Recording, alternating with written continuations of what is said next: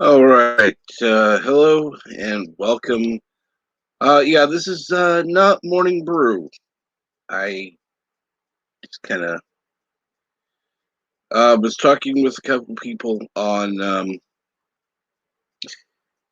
Twitter through DMs, and yeah, I'm sorry, I just wasn't feeling it this morning. Um, Having more than usual pain and kind of I don't know, feeling disheartened, but not at the chats. It's just that, 'cause, I mean, the streams have gone well, but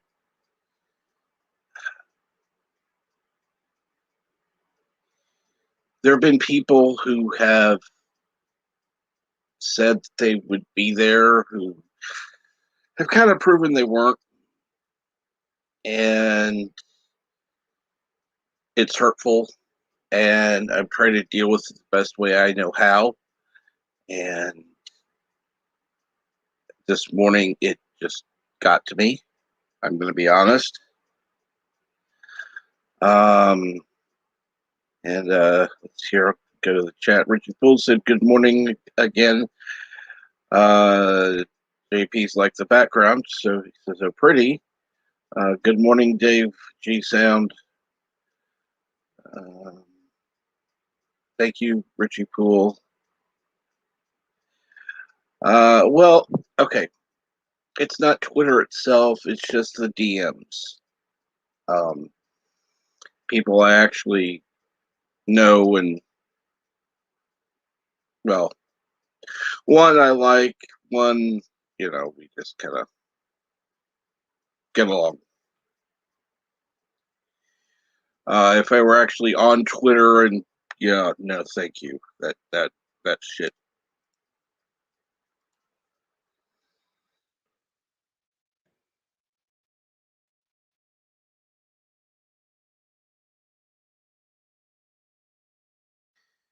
And greetings and salutations, Kinjack Ben. So, needless to say, I'm not exactly in a mm, trusting mode necessarily. Um, and uh, yeah, Richie Poole, uh, DMs are a Twitter thing. You can send direct messages on Twitter to people, and that way it's just, you know, private communication. It's not, tweeting shit out. Um,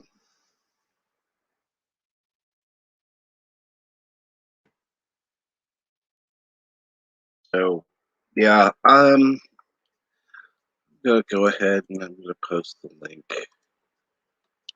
I know that there aren't many people watching, but that's understandable. I decided to come on at a more uh, popular time, but I did want to at least post. Uh,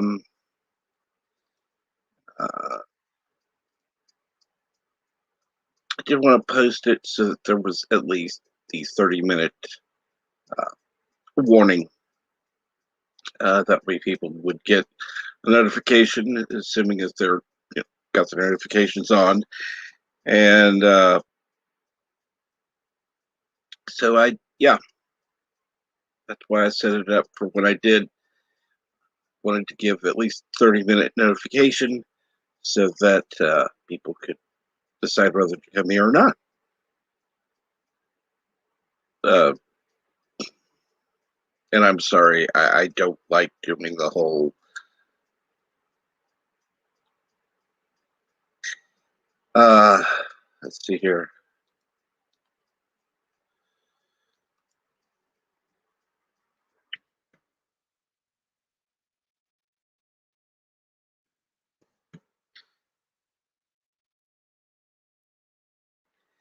It is Thursday morning, so yes, Bird of Prey 5 is probably working on his Lower Decks review, which means I will have to watch Lower Decks sometime today. Kenjack Ben, no, I'm not feuding with anyone. There were people that were kind of uh, making accusations, saying things, some of which there was some truth to, some of which were just complete and utter bullshit. And I thought the best way to deal with it was to not deal with it, particularly not on the show. And that's fine. I'm not going to. It's not the place for it. But this is not the Morning Brew, so I don't, whatever.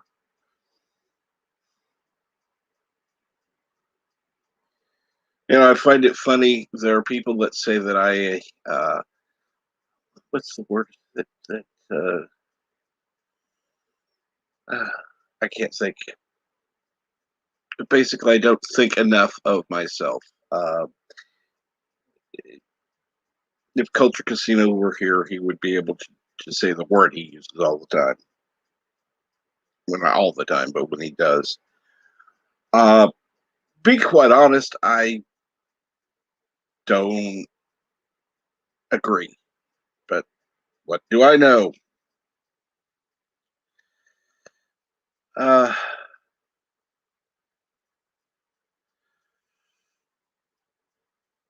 it's just,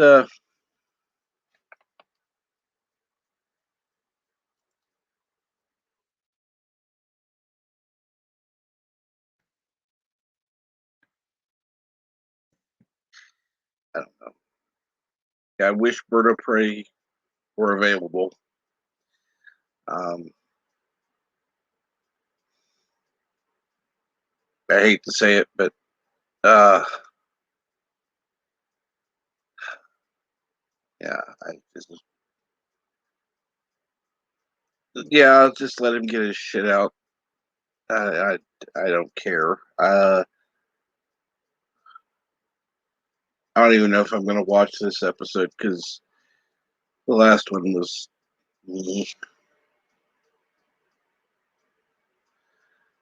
Uh, in regards to Kid Jack Ben, in regards to Lower Decks, I will use Jay Sherman's review style. It stinks. Uh,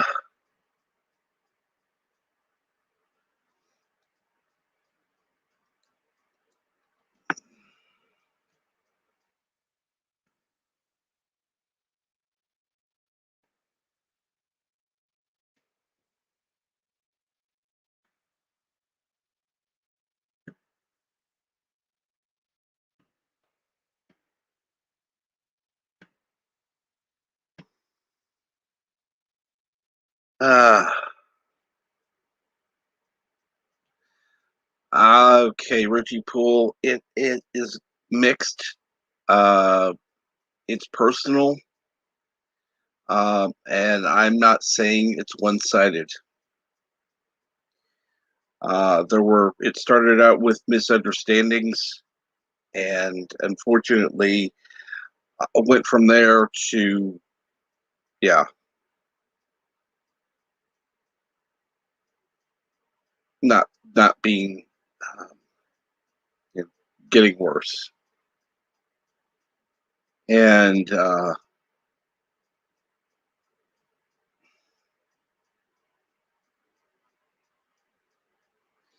I don't know.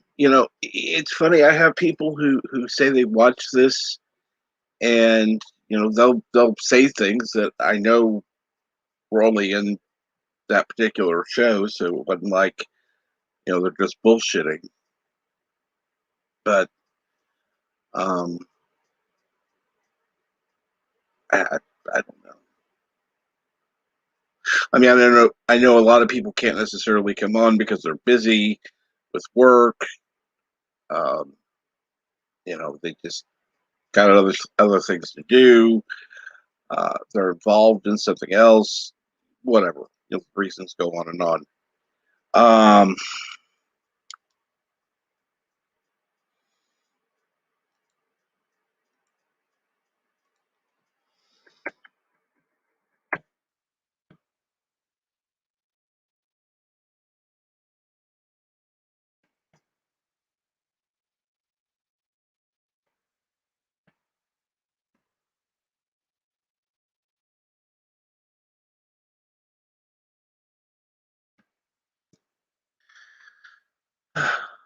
and Richard Poole, thank you. I hope things get better too.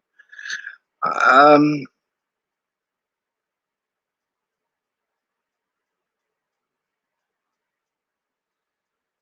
uh,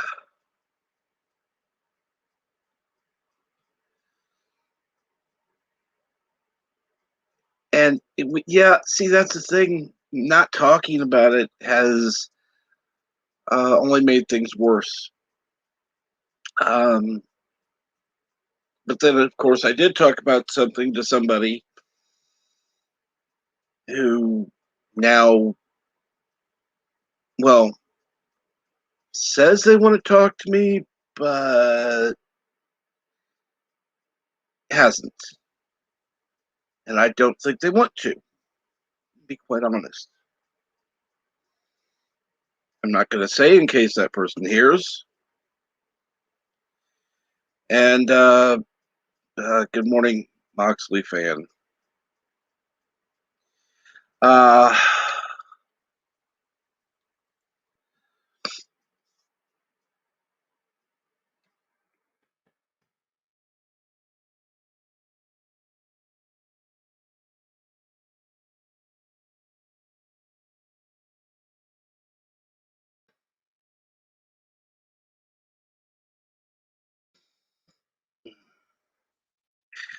and hello, not Ryan Johnson, who says, hello out there in YouTube land.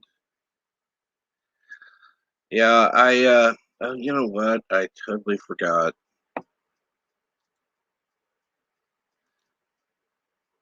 I gave Bird a difficult time a few times because he didn't pin the link, and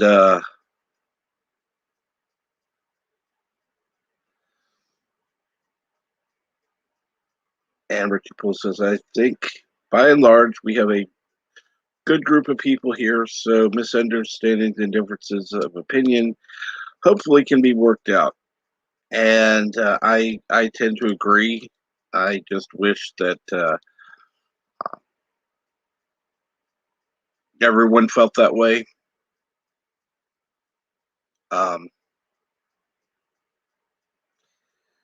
this is probably going to be the first live stream I probably want to edit because I've done things that I utterly hate when people do. They'll use or to fill in because of not being sure what to say, do whatever. Where if you're doing a video, and I really hate when people do those and leave those in. Like, what the fuck were you thinking? Um, at the same time, I don't know. I know I piss people off. Sometimes I don't care. I really don't. Um, I'll say Discovery sucks all day. It offends you, your choice.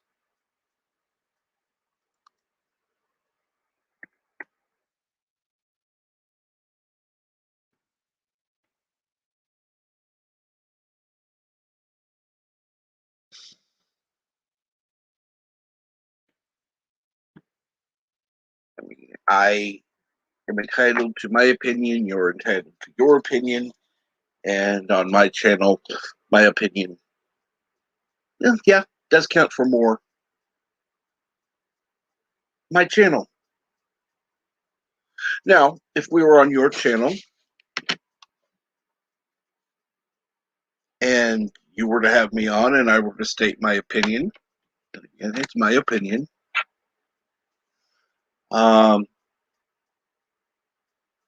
your channel, your rules. It's that simple. But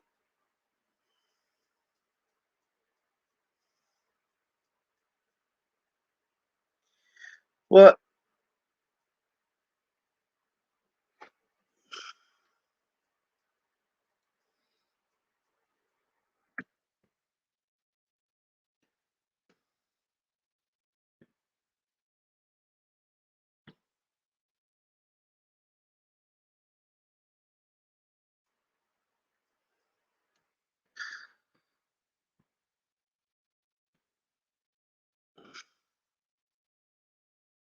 Uh, well, Ken Jack Ben, there are people uh, that believe that Discovery is not bad.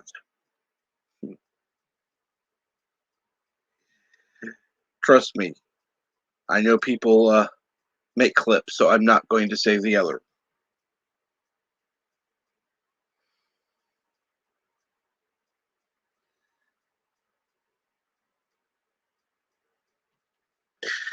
And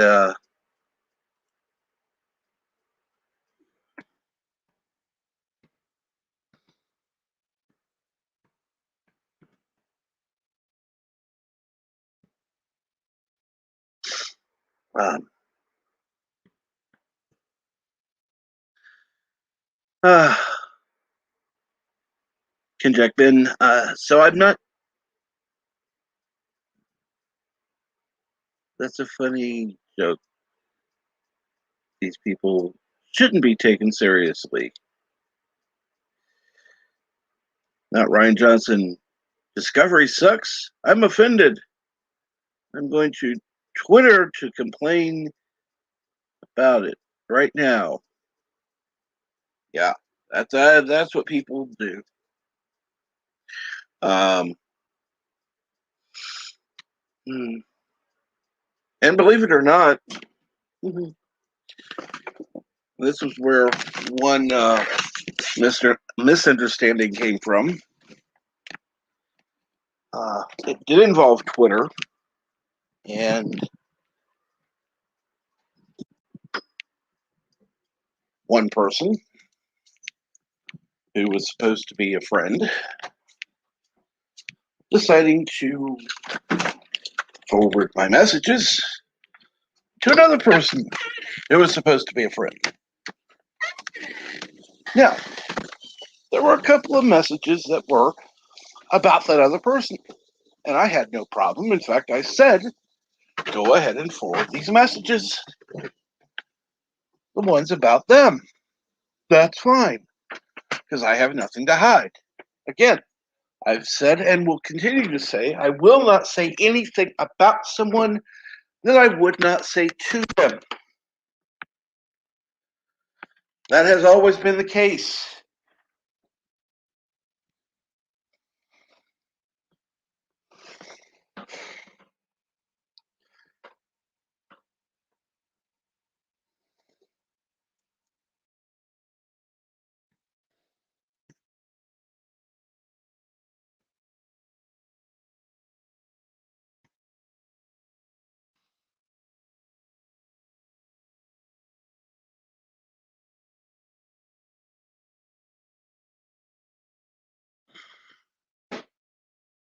And Rachel Poole says, I'm starting to drive to work and will be listening.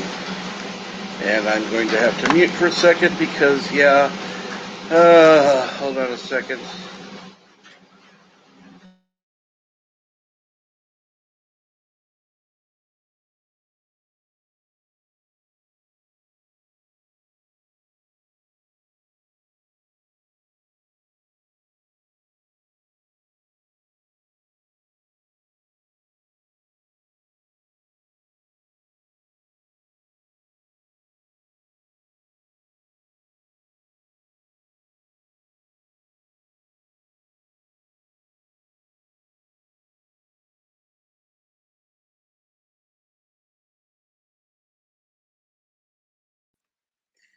Sorry about that. The garage door was going up and down. I didn't want to have that sound over everything else. So, yeah, I just decided to mute everything. Anyhow, now that I'm back, yeah, I'm sitting out the garage right now, just kind of relaxing. I don't know.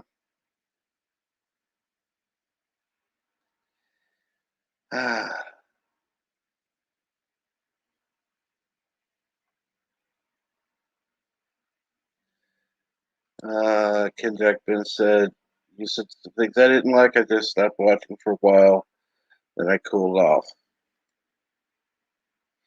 Well, here's one of the problems. Um,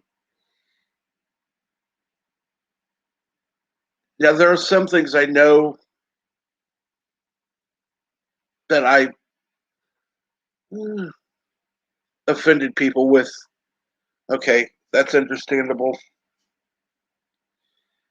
There are other things, it's like I'm being told secondhand or third-hand information.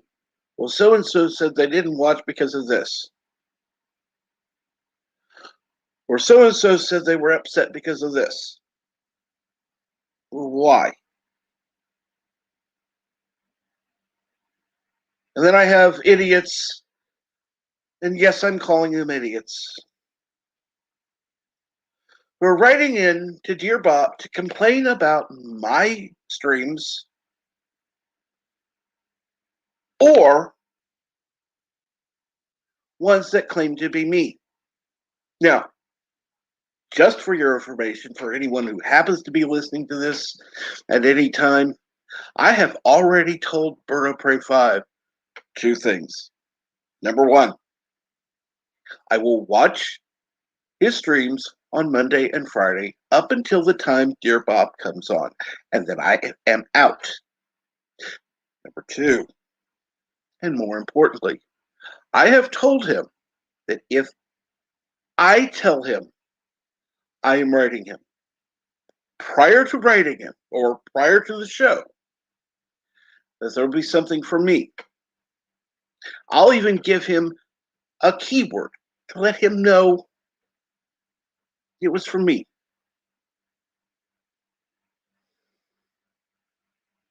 Anything else signed by Captain Trek is a bunch of bullshit. I wasn't going to put up with it. I got pissed off. Now, did I stop going to his streams completely? No. Am I taking a stand and leaving when Dear Bob comes on? Hell yeah. I'm taking a stand and I'm not backing down.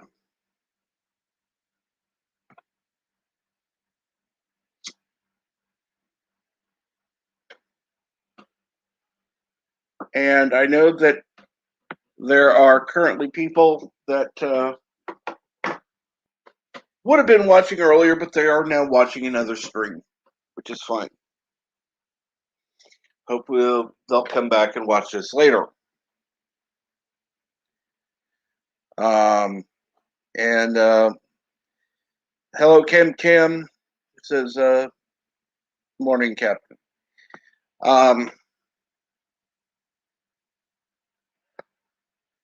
Yeah, it's morning.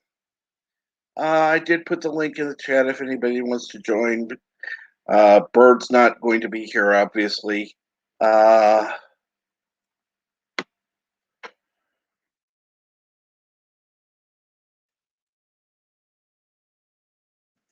And usually the other people who would join are probably on another stream or busy doing other things. So it's just going to be me for now. Oh, yes, now I remember what Culture Casino says. Said I'd sell myself short. I'm not sure how. I wish you were on. Maybe then he could explain it to me. Because I'm obviously thick and not getting it.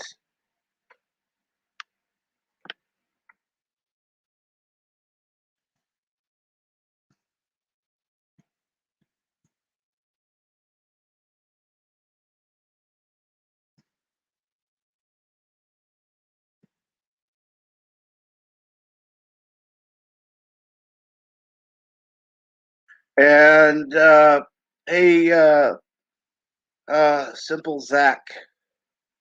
Yes, I finally had enough coffee to at least be able to read that. And greetings, Mountains of Elysium. Thank you for your help.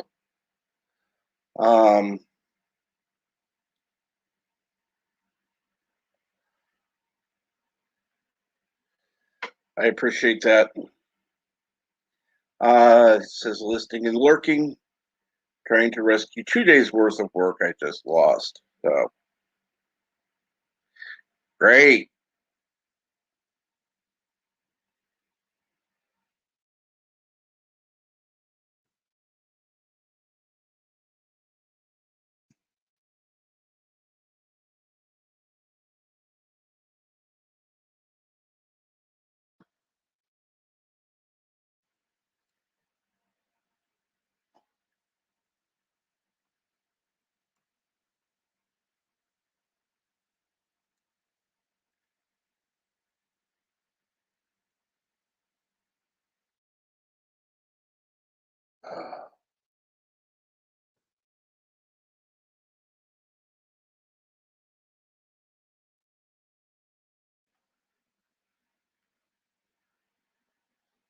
And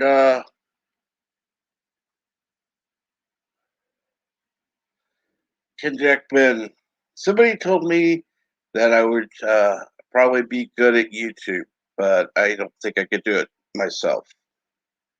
Well, I'll give you two pieces of advice. If you don't think you can do it, don't. I had somebody who pushed me into doing it because they thought I could rant well. Whatever. Number two, you do well on streams. So, if nothing else, collaborate with someone. Find someone that you agree with, someone you like, and you can collaborate with them either on videos or on live streams.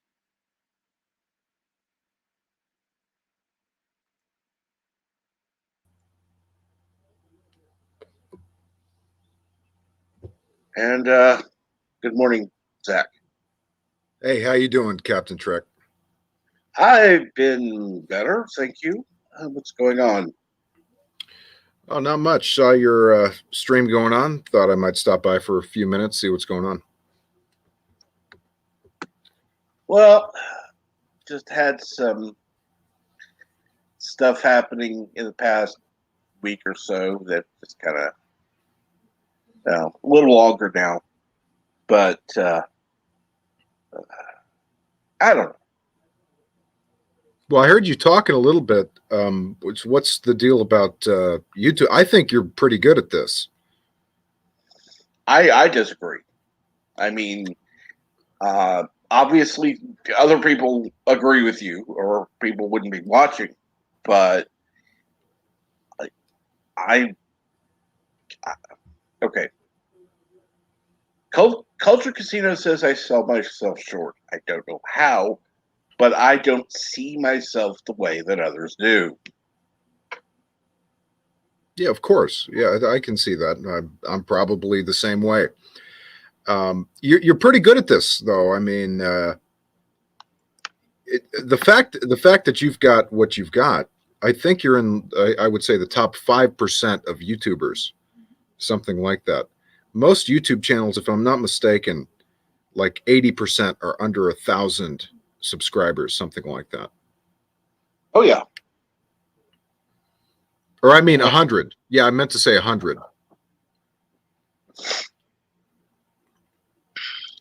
So statistically, you're in the upper echelons. You get decent viewership. People like you, man. I do get a higher percentage of viewers versus people. Yeah, people have larger channels. I've done the math before. Uh, you know, when you got somebody with 10,000 subscribers, and they would have to have like 500 people in the chat to equal the ratio of members to or subscribers to people who are in the chat. So that way, yes, I do better. But there are times it's like, I miss having certain people on. What do you mean?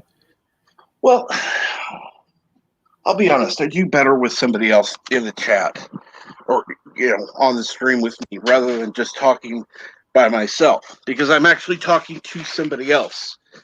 Not just talking to the chat, but there's an actual person whose voice I can hear. Maybe you need a co-host. Oh, I do. I know I do. And there was somebody I had asked, and things kind of went south. I'll put it that way. Yeah, I've collaborated with a lot of people, and I would say about half the time, it kind of goes south. Yeah, it's tricky. It's when you're trying to look for good people. That's a hard thing to do. There's no doubt about that. And I mean, there have been good people that have joined the panel, and I'll have stupid people who, and I know people don't like that, but it's like, if person Y joins the panel, I'll get a complaint on Twitter. Why'd you let them join? Right. Well, why didn't you join?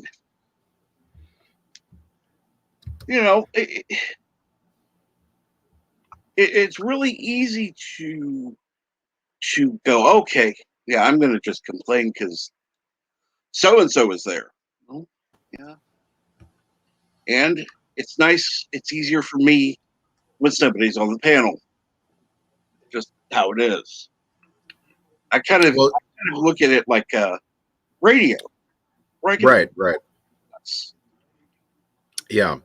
Well, it's also an open panel, which is an interesting format. I like channels like this one, where there's an open format, open panel.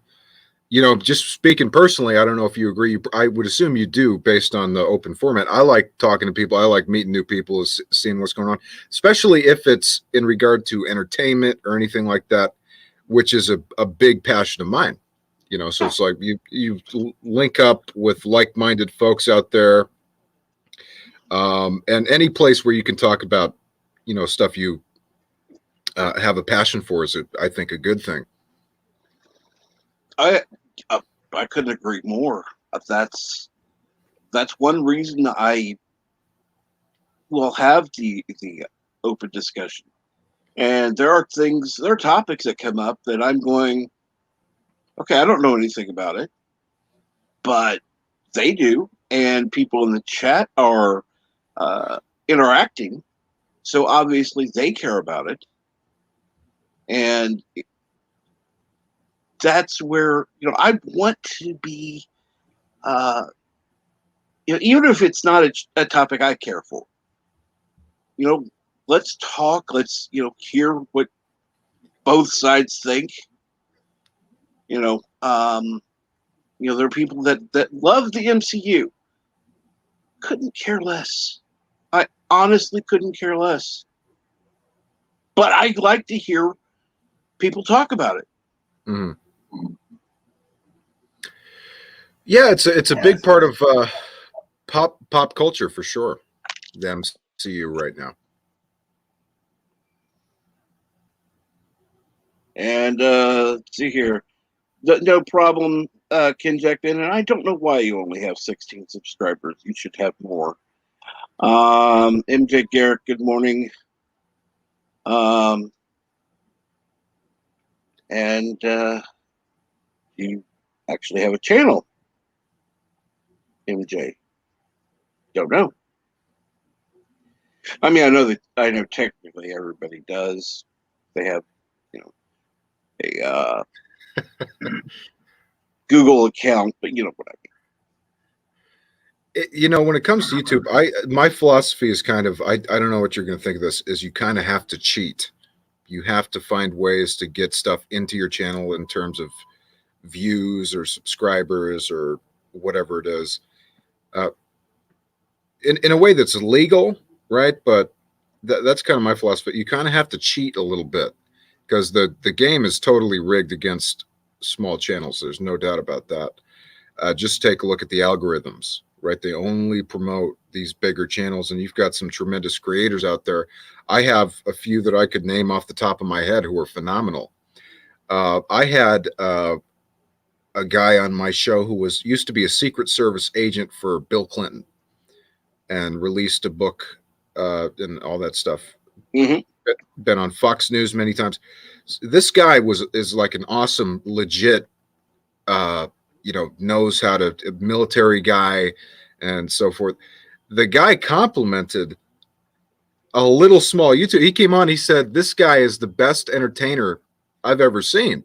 Right? It's a shame nobody knows who he is. And he was talking about a guy I had on my show who was a small YouTuber with under 2,000 subs. Mm-hmm. And I think to myself, why can't a guy like this succeed and excel on YouTube? Because he deserves it. Because of the entertainment value. He's got such a good entertainment value to what he does, and yet it's not working.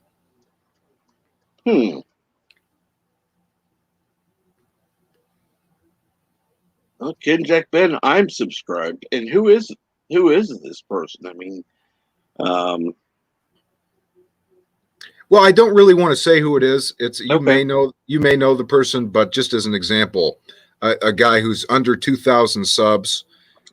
Some people may not like him, so I'm not going to really say it. But that guy, who's like a legit guy, complimented this little YouTuber, and I was really kind of opened my eyes up. It's we're dealing with a landscape now where it's so tough to break into it.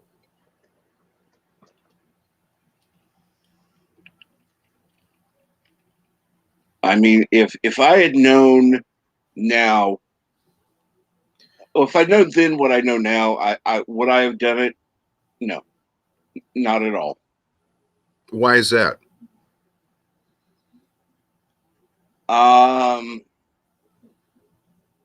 Because overall,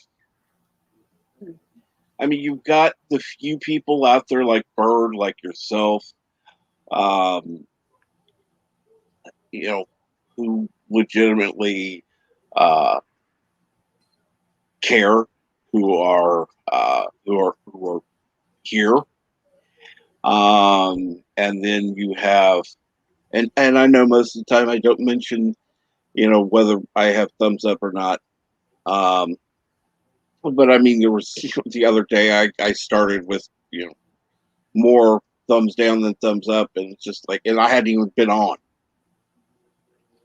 and it can be What that could disheartening. be. I've had similar things. Sometimes what you can get is you can get a guy who doesn't like you and has like 6 accounts. That could be somebody who's just an asshole. That could be one person. It's not necessarily like I see your thing right now has 2 dislikes. That could be one guy doing it twice, which is pretty petty and sad. Yeah, I mean, I'll put it this way: have I disliked videos and live streams before? Yes. Have I been secretive about it? No, no. I'll even tell them why I disliked it. Do I go on live streams and dislike before a live stream even starts? That's an asshole and petty thing to do. Right. Yeah, I would agree with that. And good morning, Eric Sander.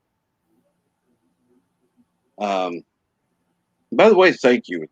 Actually, having somebody to talk to has helped. My mood is like I said. Well, it comes down to a few things. I mean, you've got a good following. There's no doubt about that.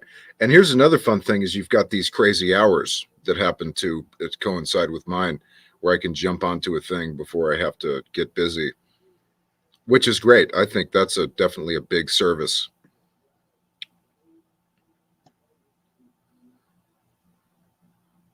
Thank you. I'm just glad you're able to join. And quite honestly, I'm surprised you're not on now yourself. I'm not doing much right now where I am uh, planning. Yeah, I'm planning. But we have a couple of big platforms that we're going to utilize pretty soon. One with 80,000 and one with 45,000. But I don't want to jump into it too quickly. I've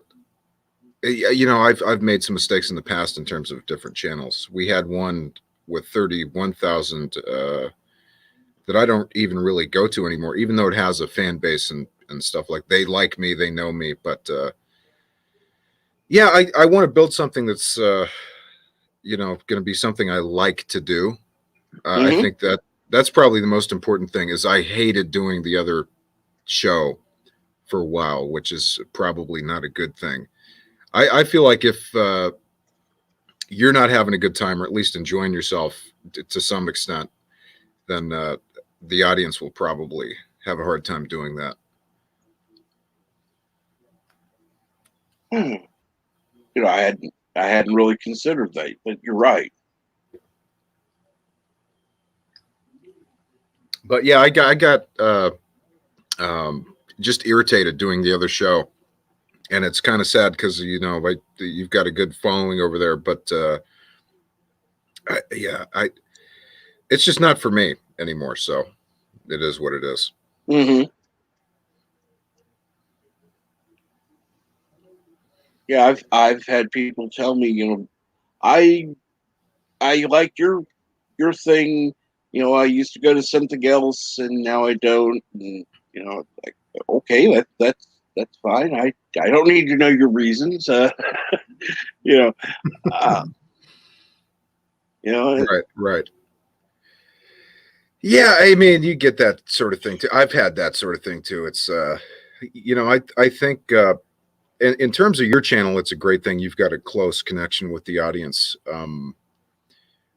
Yeah, I mean, you see that sort of thing, and I think the trick is not to respond to negativity. That's really what I think, because I've gone in the past, with the old channel and talked shit back to people, and it's just right. it's counterproductive to me, right? I think it is.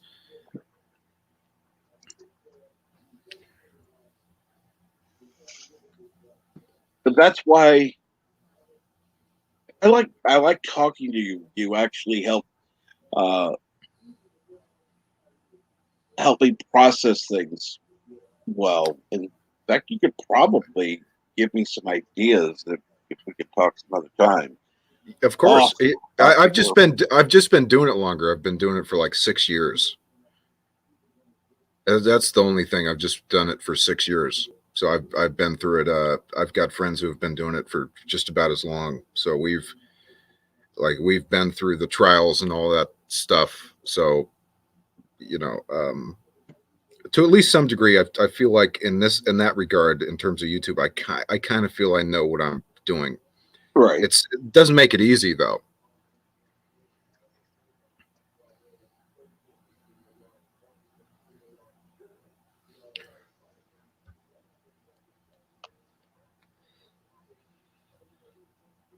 Yeah, it doesn't.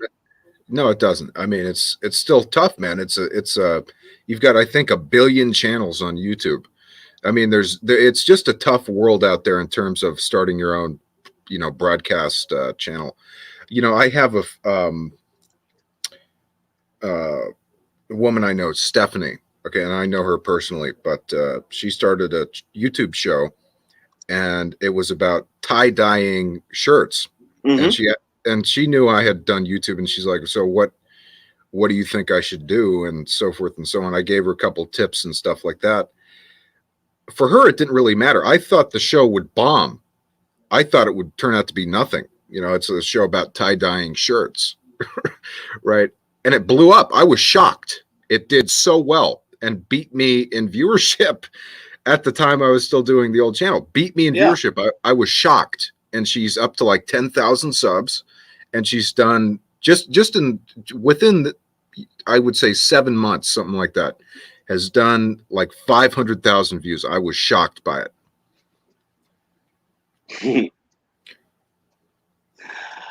You never know what's going to blow up. You really don't. Yeah, I've seen channels that started. They were smaller than mine, and they just happened to get lucky, and it's like, boom, way past. Well, I'm happy for people. I like seeing people. Me too. Some people don't, which is kind of concerning. If somebody doesn't like seeing people succeed, I'm not a fan of them. I like seeing people, if they're good people, right? I like seeing those people do well. Now, there was one person that I will say I wasn't, but only because after they did, they seemed to change. Yeah. Where it's like they kind of got into being an asshole, kind of arrogant about it. Mm-hmm. It happens. I think what it could be is reveal the true person, right? If you know what I mean. Mm-hmm. Maybe they didn't change, but they let go of the facade. So I've seen that happen too. I had a guy who I brought on my channel at one point. This was back. When did Last Jedi come out? Oh my God, that's been how many years ago? What have you now? 5 years ago, something like that, right? Yeah. Okay. I brought a guy on my channel when he had 30,000 or 30 subscribers. I brought him on, and at the time, I could have used his help, right? So what happened is I brought this guy. He had 30 subs. I plucked him out of, a guy who had done nothing, essentially, had no viewership, no nothing, didn't know how to do thumbnails at all, none of that stuff. I bring him on my channel a few times. All of a sudden, he's got 4,000 or 5,000. Mm-hmm. And then he balloons up and totally surpasses me, which I'm happy about. Totally happy about, and he's up to like 50,000. And you probably know this guy too. He's a frequent contributor to Geeks and Gamers and whatever, that sort of thing. Right. And the guy doesn't invite me onto his new popular show, more popular than mine at all. So it's like, I helped this guy get there, and he's not going to help me after that, right? I've always been treated the guy with great respect, helped him out. I didn't have to do it. I had him on my show 10, 15 times, helped him get up to, few thousand, and he, doesn't return the favor. That's kind of unfortunate. Yeah, it is. Yeah. Okay. How about this, Richie Cool? You could do the tie-dyeing segments, and I'll play them on my channel. It's shocking, isn't it? That's like a dumb idea, I thought, and it blew up. So what can I say? And actually, she's making money now. She's making like $300 a month just on doing tie-dye. And she's also going up, and when she does a video, the shirt she does in the video, she says, here's where you can buy this shirt. So that helps, right? Very smart, very smart. So she's more than making enough to at least support her hobby. Mm-hmm. She makes a little bit of money on YouTube. So obviously she's probably reinvesting it, buying more supplies, more shirts, that kind of thing. And the more she does, the more she can sell, and she can actually start making money. That she can actually use for herself rather than just reinvesting it. Well, at that point, it's kind of like a part-time job for her, I think, is really Yeah. what it is. I mean, it's kind of got, some potential, I would say for Mhm. sure. I mean, if she's already making $300 a month, I think, she could keep going up. So good for her. Absolutely. And she's No, she's a good person. She's a nice person. So yeah, it's good for her. I have people that come on here that, they have larger channels than mine. Um, Bird is one of them. He comes on regularly. Um, and I am sure, because I know others have, people didn't like the fact that he would come on my live streams. That other people said the same thing. And he doesn't care. It's like, I'm going to go on the live streams I want to go on. I don't care what people think, and that's one reason I like Bird. Yeah, He well, does what where he does that wants. come from? Why don't people like him doing your show? Oh, well, I'll put it this way: I have been. Uh, there are people that don't like my style. I'll just say it that way. If I think somebody's being idiotic, I'll say so. Uh, um, and I'm not politically correct, nor do I want to be. Right. Yeah, neither do I. No, I don't want to do that either. You kind of got to be careful though nowadays. I mean, yeah, I wouldn't say I'm particularly the politically correct guy.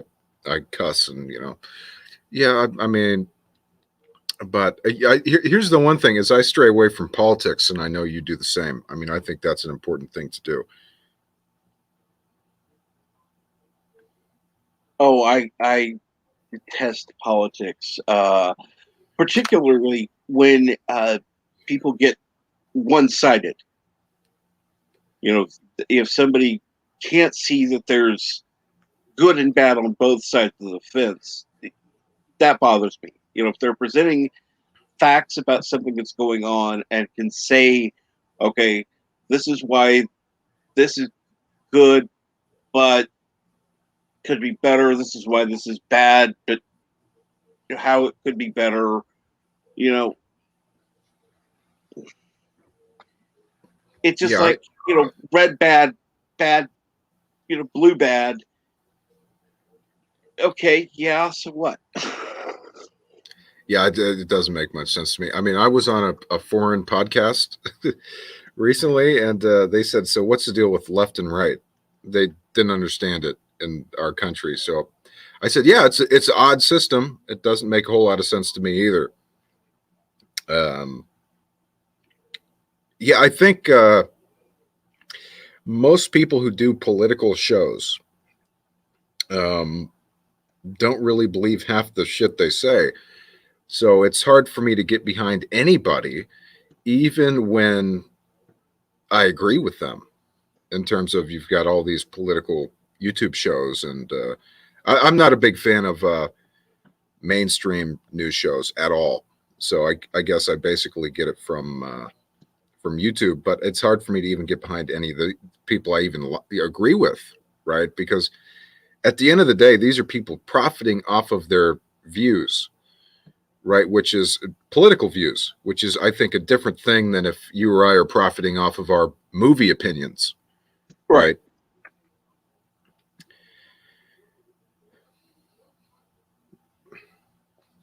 right? I'm not, people have said, oh, hey, you need a whatever, you know, uh, what it's called now. I haven't even promoted it in a while. Uh, Buy me a coffee. And it says, okay, that's fine. That made it easier. People wanted to give gifts. That, whatever. I don't promote it. I'll have it in the description. It's like, people see it. That's fine.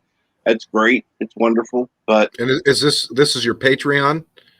And I do have a Patreon as well. Oh, okay. Yeah. So what's the other thing that you mentioned? Uh, the buy me a coffee. That's basically just send a few bucks. Say Like thank you. Blah blah like blah. like a PayPal, Yeah, right? like Oh, PayPal. okay. Gotcha. Okay. Yeah, Patreon is good, man. You should definitely promote your Patreon a little more. I Part of it is I need to figure out what type of benefits to offer for being a Patreon, other than just hey, you're having the honor of paying $1 to be subscribed. Right. Here's a good idea. Is you could, after or at the beginning or end of every live show you do, you could read out names of patrons and call them producers. I've always Well, that's liked that. fair.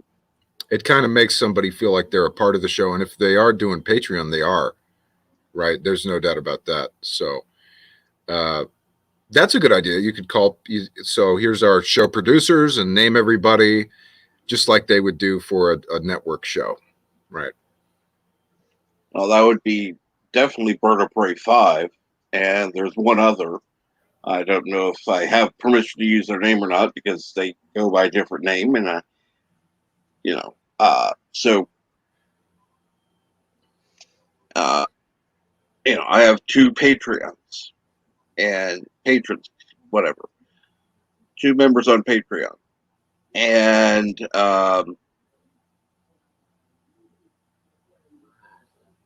it's not like it's not a great deal of money, big deal. I'm not doing it for um, to make a lot of money. And like I said, I could probably start making more content that's a little more edgy or whatever. Uh, but I don't want to. Good. Neither do I. Yeah, that's an important thing. I mean, for a creator to make that choice, because I feel the exact same way. I could have had a career doing content I didn't care about or like, and I basically chose not to do it. I mean, I've in a couple of different fields.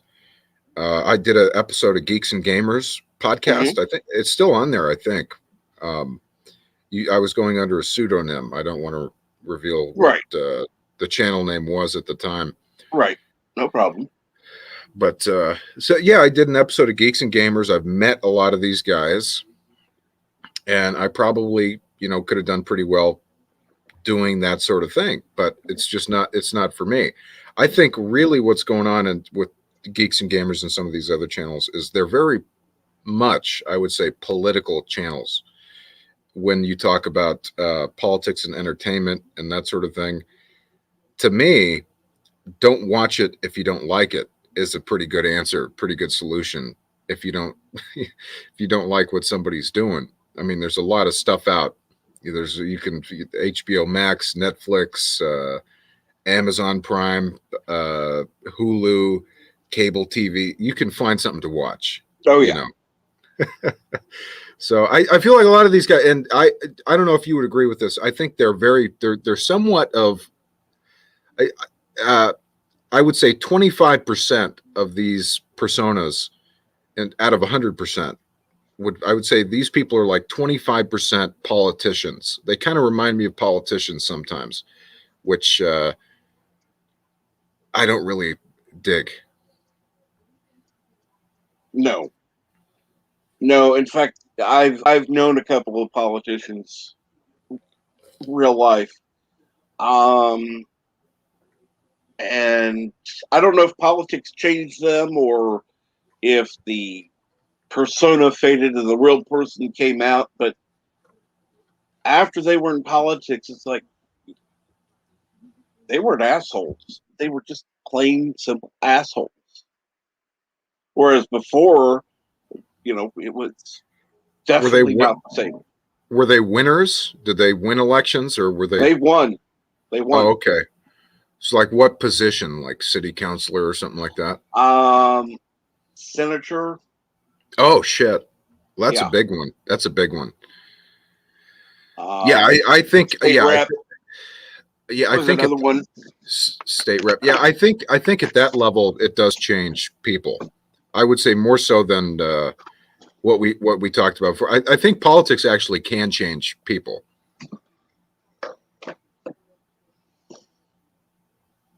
And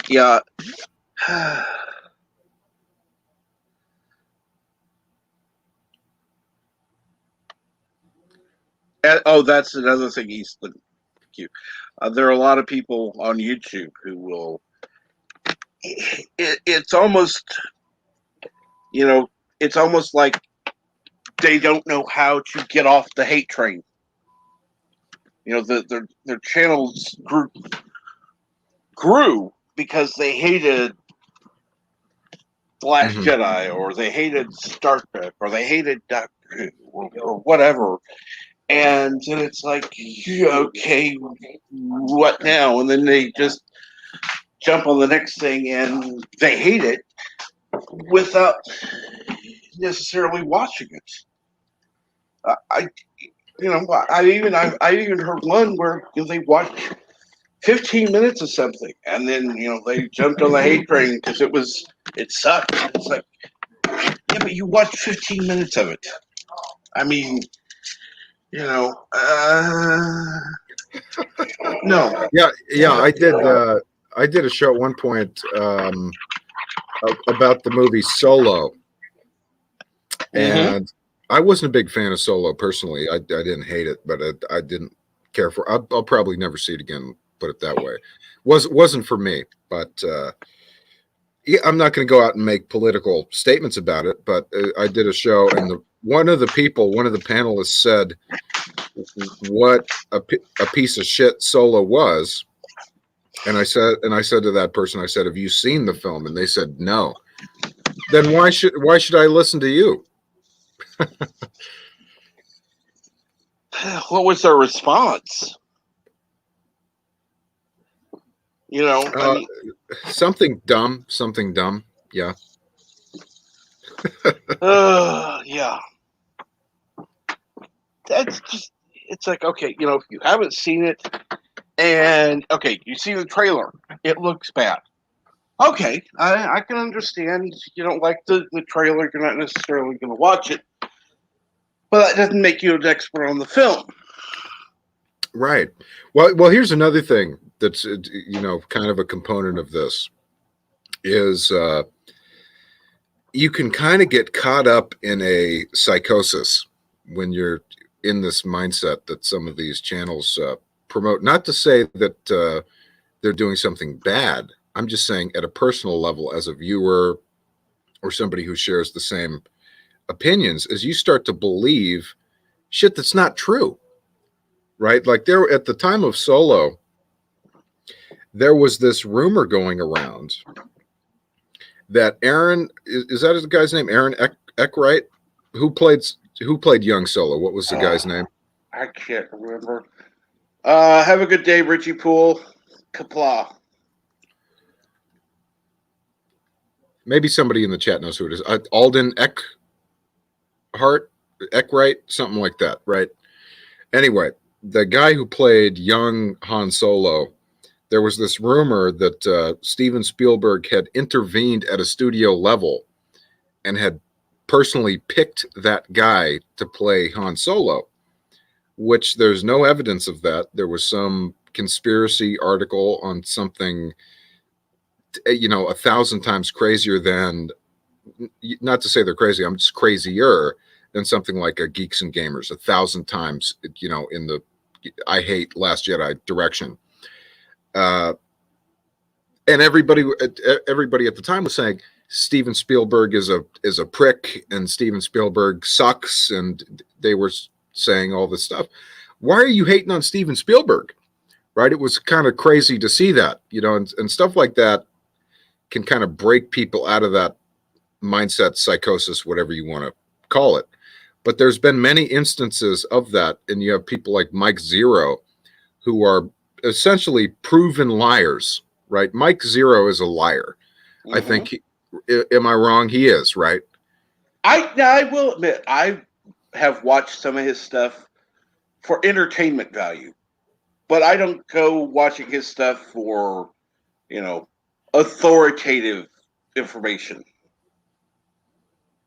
Well, I don't believe him, right? Like No. he said, here's the thing I love to hear is, and I've said this on a few different podcasts before. When I hear the term "somebody has a source," it makes me very nervous in terms of their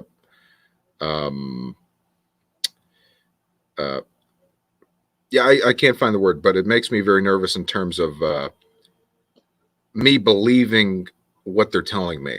Right. Yeah, I mean, you'll hear this. A channel with 1,000 subscribers says that they've got a leak, a source within Lucasfilm, within Disney, within the Disney, side company. It's like, come on, man. Nobody's feeding these people information. They're making shit up most of the time. They're either making shit up or they're going to Reddit. Reddit is their source. And it's like, I'm sorry. Reddit is not a reliable source. You don't know. Well, referring to your chat here, could you put Ken's comment up here?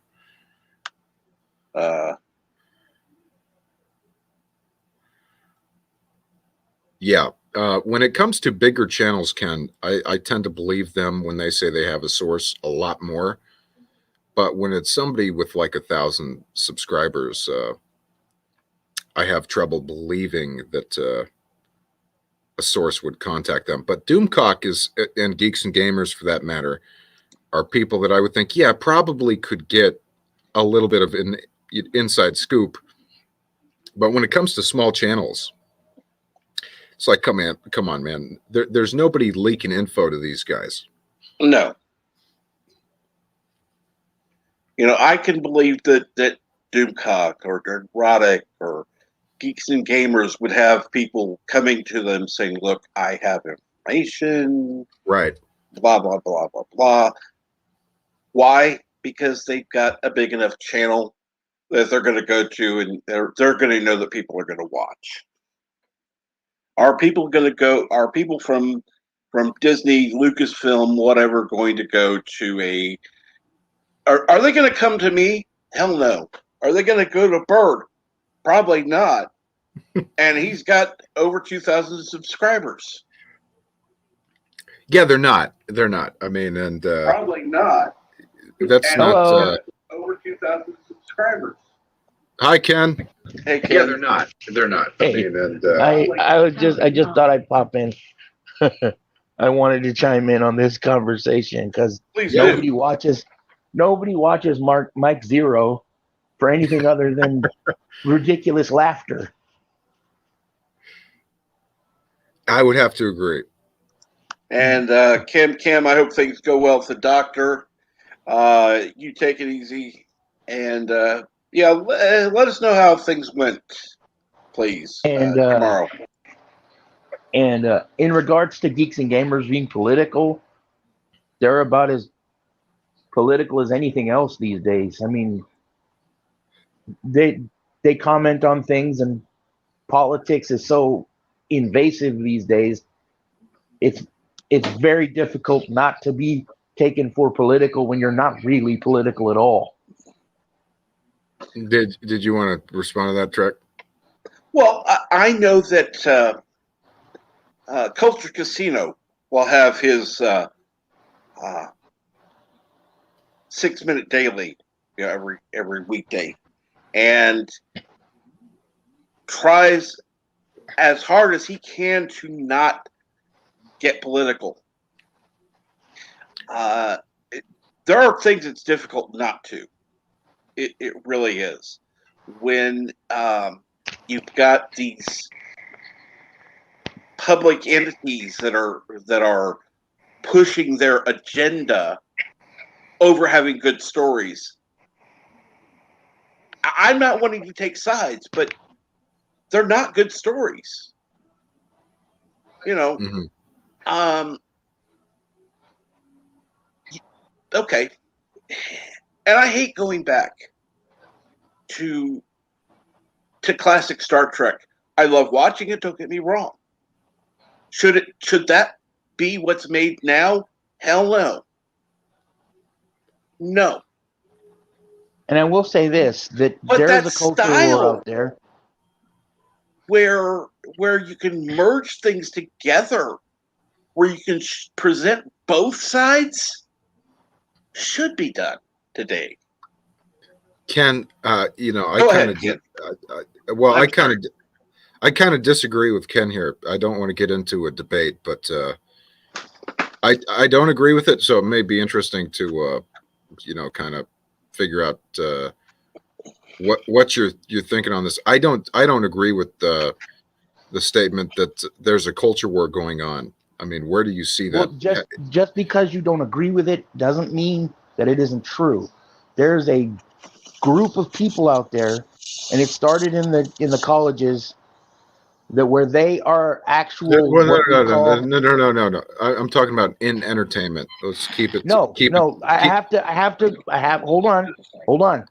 I have to make some groundwork here so that you can understand where I'm coming from. Now, it starts in the colleges. It's called cultural Marxism.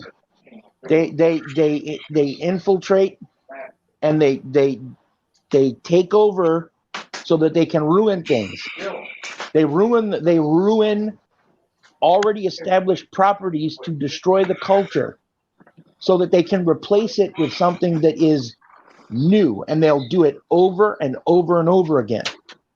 And it's the same stuff they did in China. They did it in China when they were having the Cultural Revolution. Okay, what year? What year did that happen in China? Sometime in the 60s, I do believe. Okay. During Mao's takeover. It's counterproductive to bring up this stuff. I want to focus entirely on entertainment. It's the same thing. It's called the Four Olds. They get rid of these things that define a culture so that they can supplant it with something else. And they're doing it. They're doing it now. We're seeing things like Antifa marching through the streets, tearing up businesses at the behest of the Democratic Party. I mean, I don't even want to respond to that. I mean, I just don't agree with you. Then you can go ahead and be politically ignorant and watch the culture and the country fall apart. I've seen the same stuff you've seen. I'm sure about that. I mean, I'm very politically astute, as a matter of fact. You don't seem like it to me. I've worked on presidential campaigns. That doesn't mean anything. It does. I'm very well versed in it. I mean, if you want to bring something up, I'm sure I am aware of what you're talking about. Okay, if I could have a moment, because I'm on the hot seat here, and I'm a bit. No, it's okay. I need to calm down. No, I didn't want to debate you or anything like that. No, it's not. It's not that. It's not that. It's just that when I start thinking about it, I get a little agitated, and it's all of this stuff is just everywhere. Okay. It's flying all over my head, and I can't.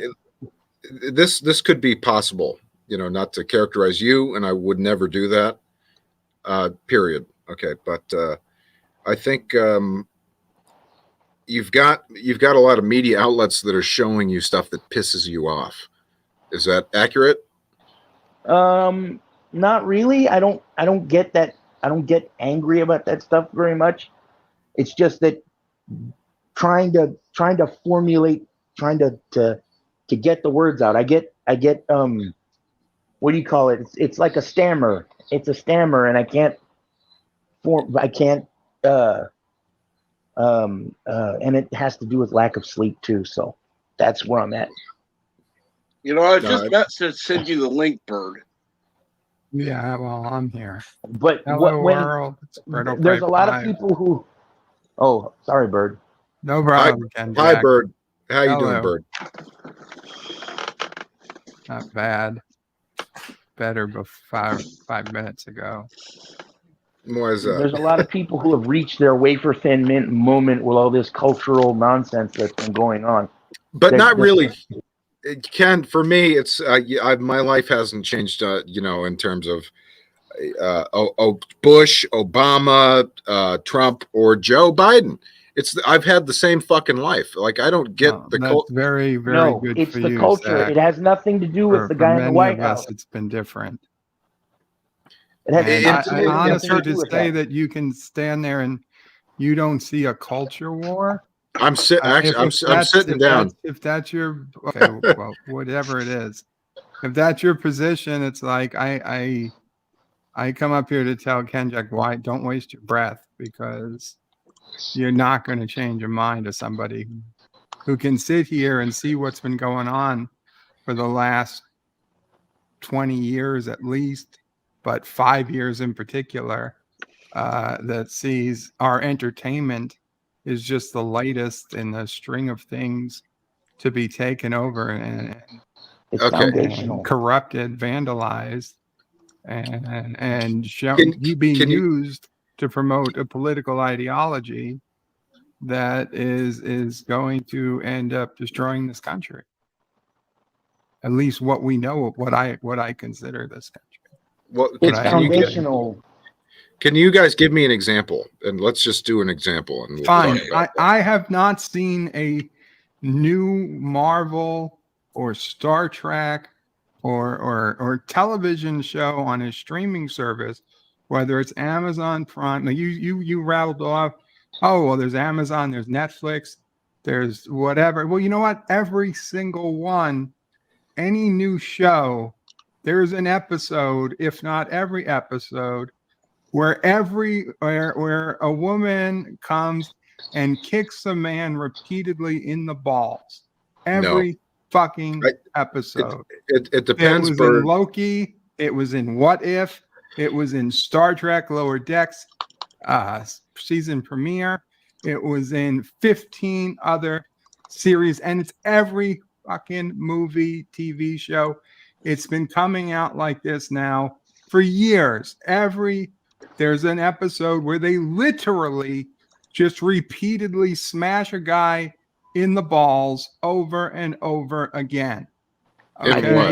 I can give you. It's not ouch my balls from Idiocracy from 2000. This is always supposedly a powerful woman doing this to a man just to show in what female domination. Lower Decks. I haven't seen it. I don't blame you for not watching new shit. No, I do watch good stuff out there is 20 plus years old. Well, I don't mean to be rude, but if you are you aware of Drag Queen Story Time? Are you aware of the overrepresentation of homosexuality in media? Well, let me just say this. So, in terms of my aunt, can I respond? You asked me to give you a specific political problem, and I'm giving you one, and you didn't say anything. So you want me to respond to two people at once with totally different, examples? I'm giving you some examples of what's going on out there. Yeah, but Ken just said I wasn't responding to him. I was about to respond to you, and Ken jumped in and said, I apologize. I'm a bit, like I said, it's okay. It's okay, Ken. So in terms of What If, I looked at the episode and saw what if Agent Carter was the first Avenger and said that doesn't interest me. So I didn't watch it. Okay. Does that make sense? Either, but I watched it because I generally talk about these things on YouTube. So I make it my business to watch things like this. And that's why I see this stuff. And it's in everything. If you make it your business to watch it, you see the same thing over and over and over again. And it's like that you can say, well, then put on Netflix. Well, I watch on Netflix, the same shit happens. I watch Amazon Prime Video. The same shit happens. It doesn't matter where you're watching it. If it's been made since 2018, this is what's happening. Okay, so the last 3 shows I've watched I thought were phenomenal.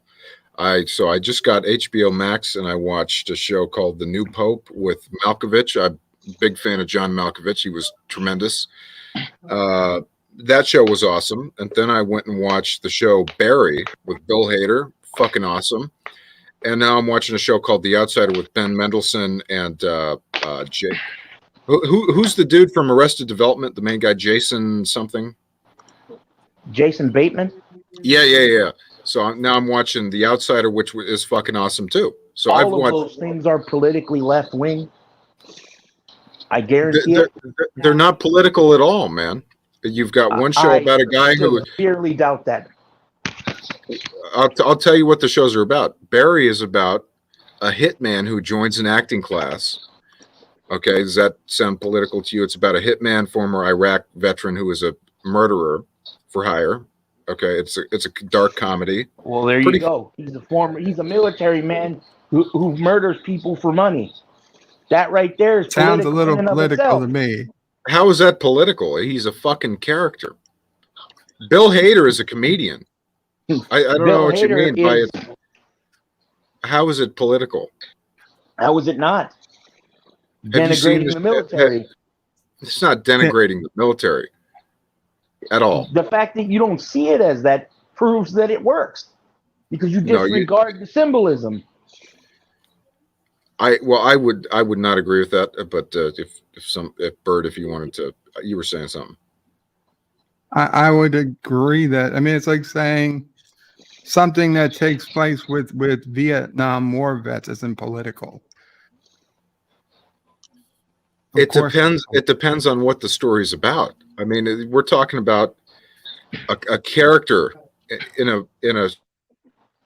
Okay, you're right. I haven't seen the show. I don't know how political it is. But I mean, just the very fact that he's a war veteran who's turned to a life of crime and a murder for hire. It's certainly not showing that particular veteran in a particularly good light. Yeah, but it's also a human being. I mean, this is a guy who is like a crazy guy. So it's not like we're looking at a normal person. We're looking at a guy who is like a freak, okay, which is kind of brings in the comedy, makes it funny, makes it. But how many times is it until all veterans are freaks? Well, I've worked with veterans. How many shows have we had where the veteran is a normal, a well-adjusted person? Yeah, I could send you some of my screenplays. Are those shows currently on television? That treat veterans well? Yes. The Hurt Locker is one of those movies that Good movie. Is awful. I liked it. Trash. Yeah, I liked it. I mean, I don't want to argue every single point. I just want to say that in my belief, there is a cultural war. It's been going on through, as Ken Jack said, through colleges, through entertainment, and it's continuing to this day. Came out in 2011. And and honestly, if you honestly feel that you worked on politics, you worked on political campaigns, and you really don't see the difference, and you're not even feeling a difference of what it's like, life is like different right now under Biden than it was 4 years ago under Trump or before that under Obama, then you must live a very different lifestyle. He's a live anywhere, not a live somewhere. That I know, because shit has gone to shit. Give me some examples of that. Shit. The price of gasoline is ridiculously high. The price of food is ridiculously high. Stores here have half their shelves empty. Things are just going nuts. Supply lines have gone to crap. Well, why don't we tell Eastland to jump in here? I'd like to, if Well, who came up? Deej or something? well, if Deej. he or if he Jesus. if Eastland, if he or she feels so strongly about me, I'd like to speak to that person. Who's this? So I'll just throw that out there. What do you mean fight me? What do you mean fight me? I'm just, I don't know what that means. Zach, I'm sorry. I don't know you all that well. I don't think I've been on your channel. Did I ask how old are you? I'm 42. I was reading. I am definitely younger than you are. I am also 42. Would I you just say turned half 42. my age? A little more than that. But pretty close. Okay, I get it now. I don't like that statement. Well, I mean, I'm sorry. I'm just saying I get it now. You get what? When I was your age, when you were a kid, I was in college. Okay, I remember the Bill Clinton administration. I remember life under it. I remember life under W. I remember as an adult, life under all those administrations. And I understand. And listen, I when I was 25, if I was arguing with a 40-year-old or 42-year-old, almost 43, yeah, he's got twice the life experience I do. I get it. I understand. But like for you to come up here and say you worked on a presidential campaign, what did you do on a presidential campaign that gives you experience? Well, I don't really want to get into all of that. But, you don't want to get into it because you didn't do shit. I'm sorry, Zach. You weren't a senior speechwriter. You weren't a high up person. I don't know what you did, but they don't give it to 20-year-olds to do the important stuff. I'm not. I'm sorry. I don't mean to be insulting, but the reality of the world is you can say you worked on a presidential campaign. You didn't do anything that rises to the level of you being an insider, of having special knowledge. I never called myself an insider. No, so then you're just throwing that out but you there. certainly for what did reason? insinuate it. How does that help your argument? If you've done nothing particularly important, you just worked for a political campaign. It doesn't mean anything. No, I didn't. I could work for a political campaign. I could have been giving out flyers or cleaning up the office or making coffee. It doesn't mean I have any knowledge into Barack Obama than anyone else. Well, no, I worked for a third-party campain. A third-party campaign. Yeah. So that kind of limits your imagination, I suppose. To be honest, and why would you even bring that up? You work for a third-party campaign.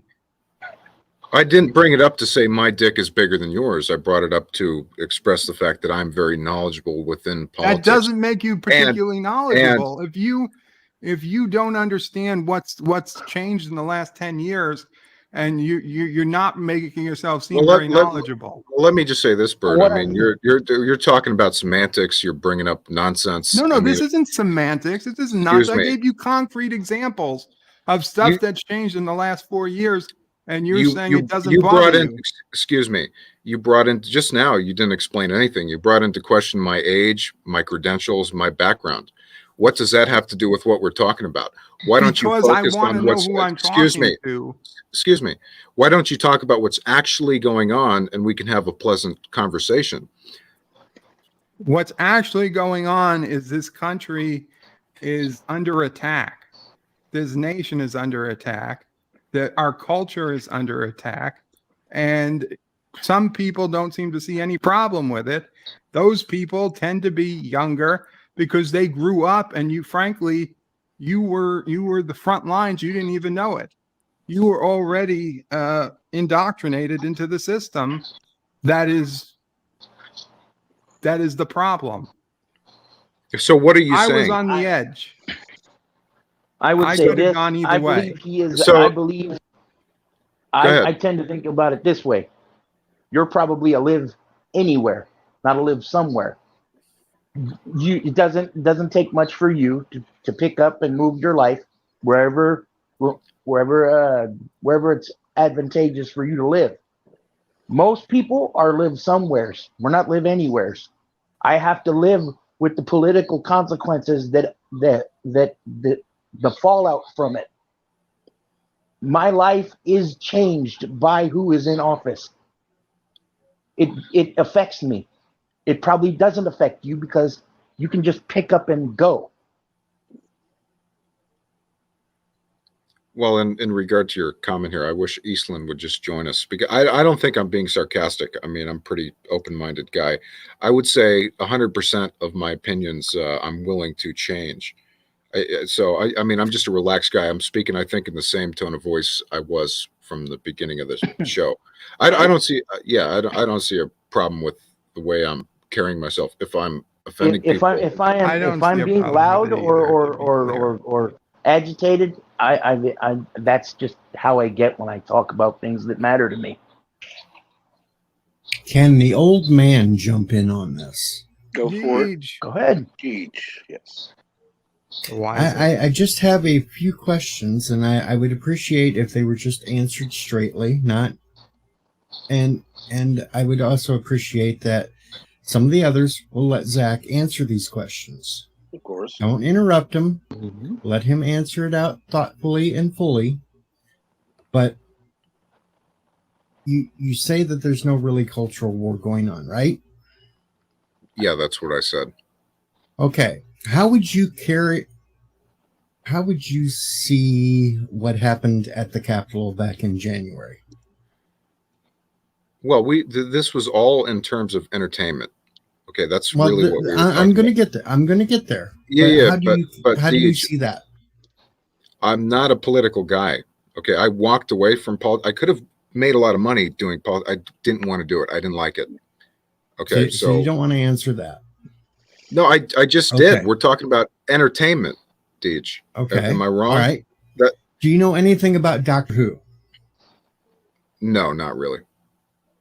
Do you know anything about Star Trek? Yeah.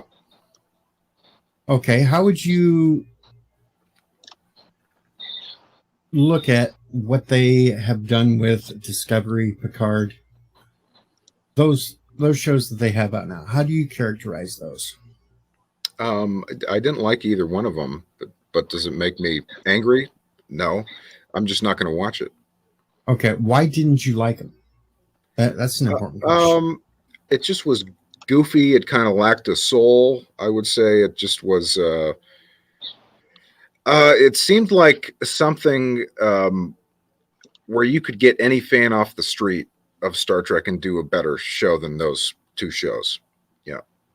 All right. Looking at Discovery, did you happen to notice that it was just one person that did everything and was perfect in every way, and nobody else could do anything unless it was her thoughts? Well, I didn't watch the show because it didn't appeal to me. I think I watched the first episode and just said this is not very good. So you're characterizing that there's no agendas being pushed in TV shows, even though you've only watched one episode, so you didn't see the full context that's being put out there. Well, can't you break everything down into, just to counter what you're saying and say that you put incompetent people in charge of those properties? You could also say that the people in charge were put there on purpose to push agendas. Well, I don't know if I saw an agenda. I saw a poorly made product. That's because you didn't watch past the first episode. You just admitted that. So how would you know that there wasn't an agenda pushed? Then you should move to something that I have seen the entire thing, and then we can talk about it. Give me another example. Star Wars. Which one? The last trilogy movies set. Seen all of them. Go ahead. Okay. Now, did you not witness how it all relied upon one female Nobody else could really do anything that was helpful. They even pretty much bastardized Luke Skywalker in it. I would agree with both of your points. But you don't see agenda being pushed in that either? I think it's not good writing. I mean, that's what it comes down to. It's bad writing.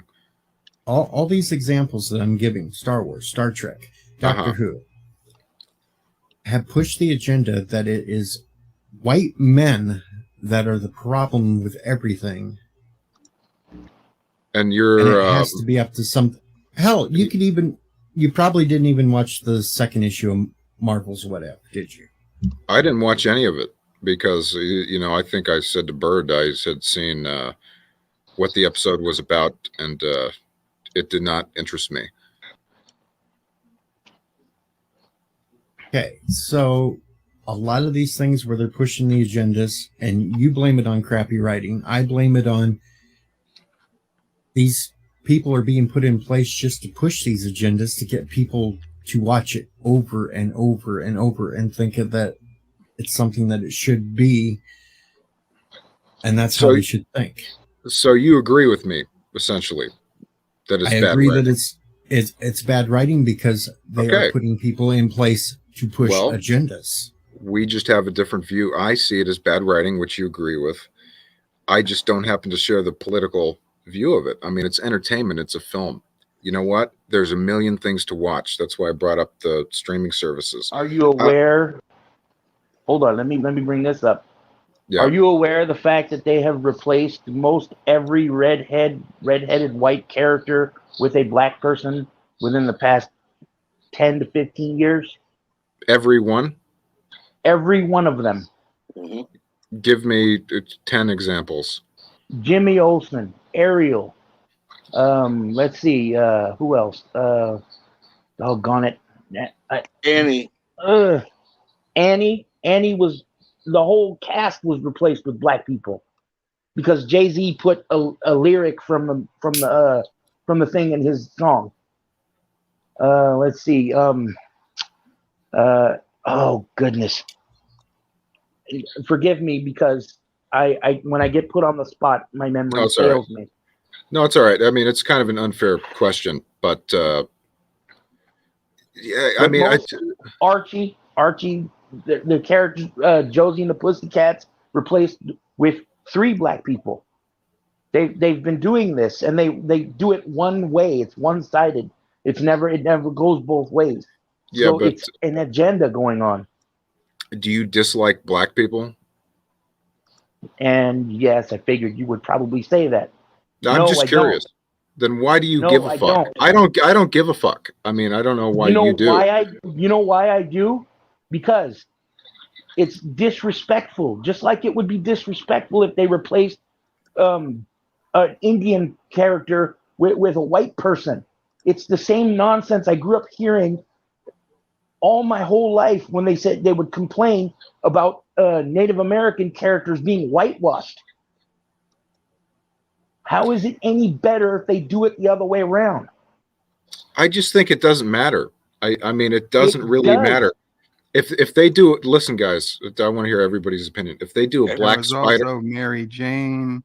Yeah, well, they did a black Spider-Man. Do you care about that? Does that matter? They did a black Spider-Man, Miles Morales. No, Spider-Man doesn't matter to me. Spider-Man is Peter Parker.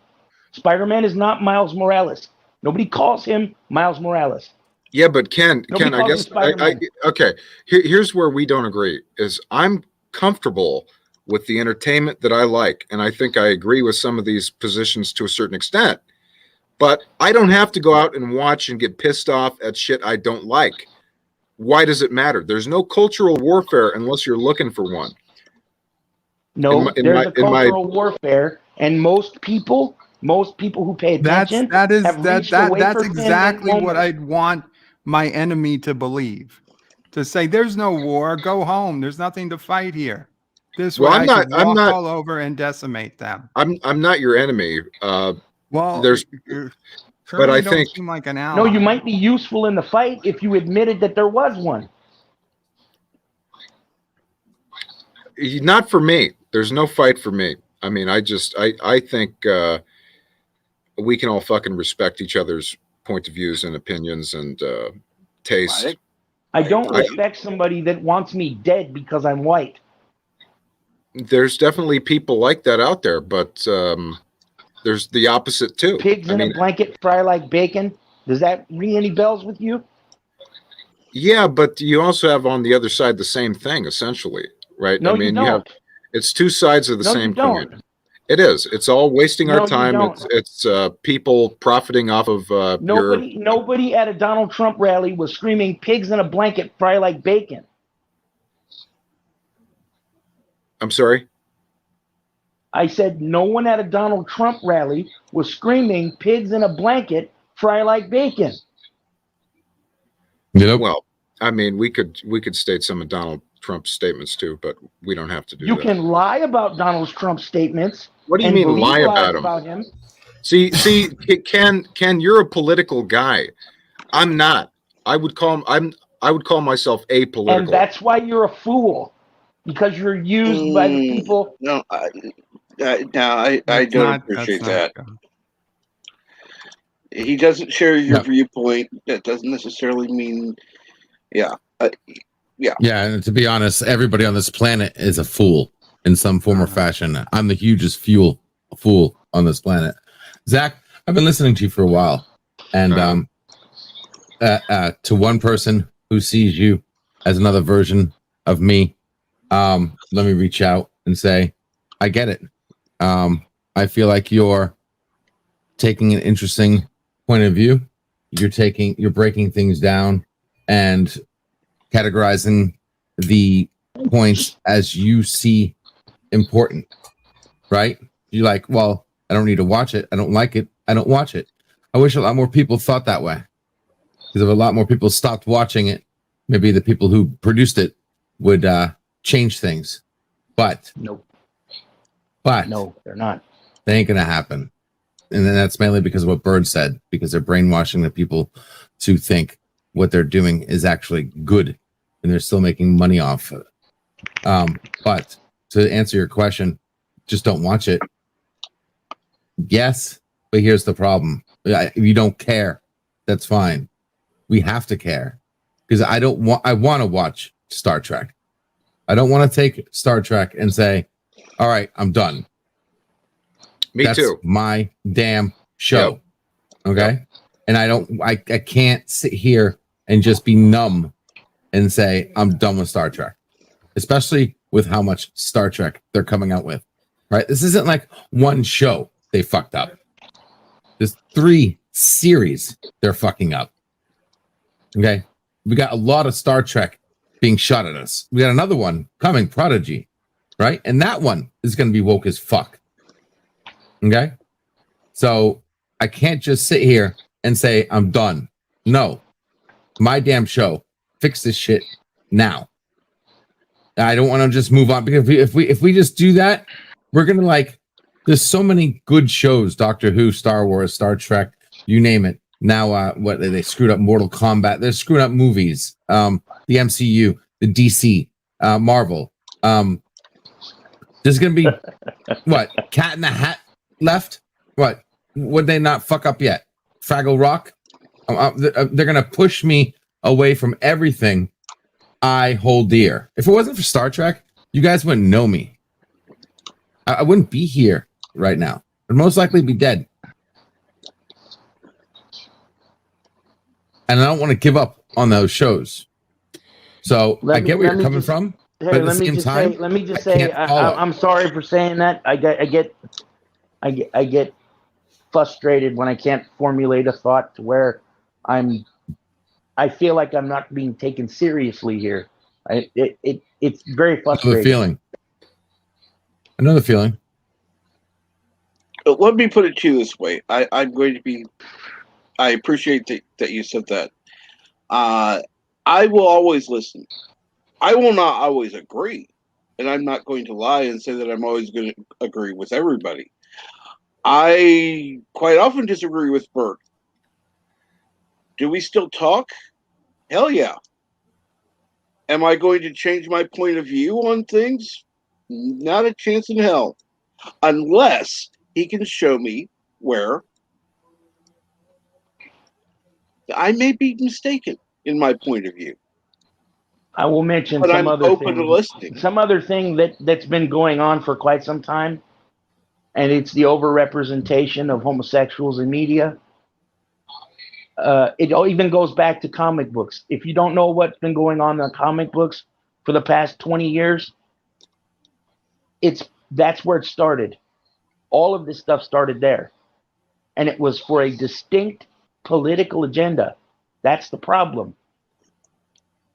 But is it? Are you sure that Can I say this real quick? Sometimes when a writer puts together something, their beliefs are reflected within. In terms of, you had some of the first black lead characters in Star Trek. You had some of the first explorations of a lot of different things socially. What do you mean we had some of the first black leads in Star Trek? Are you talking about 1992? I'm just talking about I'm talking about the original. We could talk about the original series. You had some of the first explorations into at the time in general. Okay. Yeah. We're not really mainstream concepts in terms of culture, the way somebody acts, somebody's beliefs. So when a writer does something, they may involve some of their beliefs in terms of acceptance or not hating other people because they don't think like you do, right? Stuff like that. And you also have the opposite, right? I think when a writer puts something together, they kind of reflect who they are. You can't write without putting your heart into it. If you're a good writer.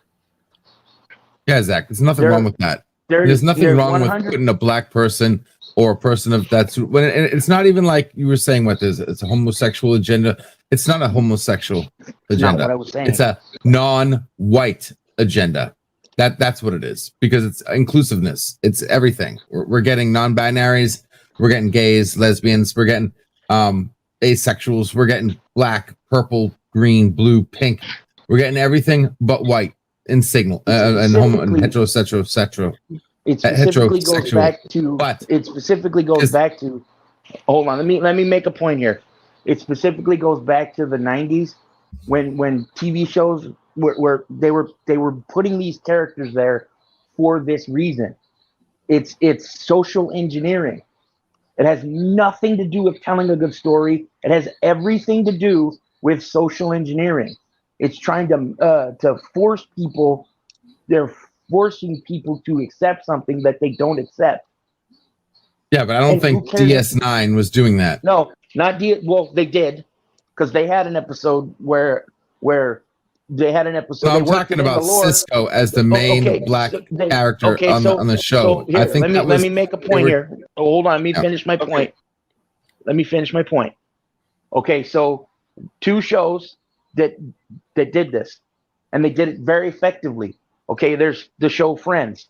They gave him a lesbian wife or a lesbian ex-wife, and he didn't protest it in any way. He's okay with it. That sort of scenario in that show would drive any red-blooded American man of the era stark raving mad.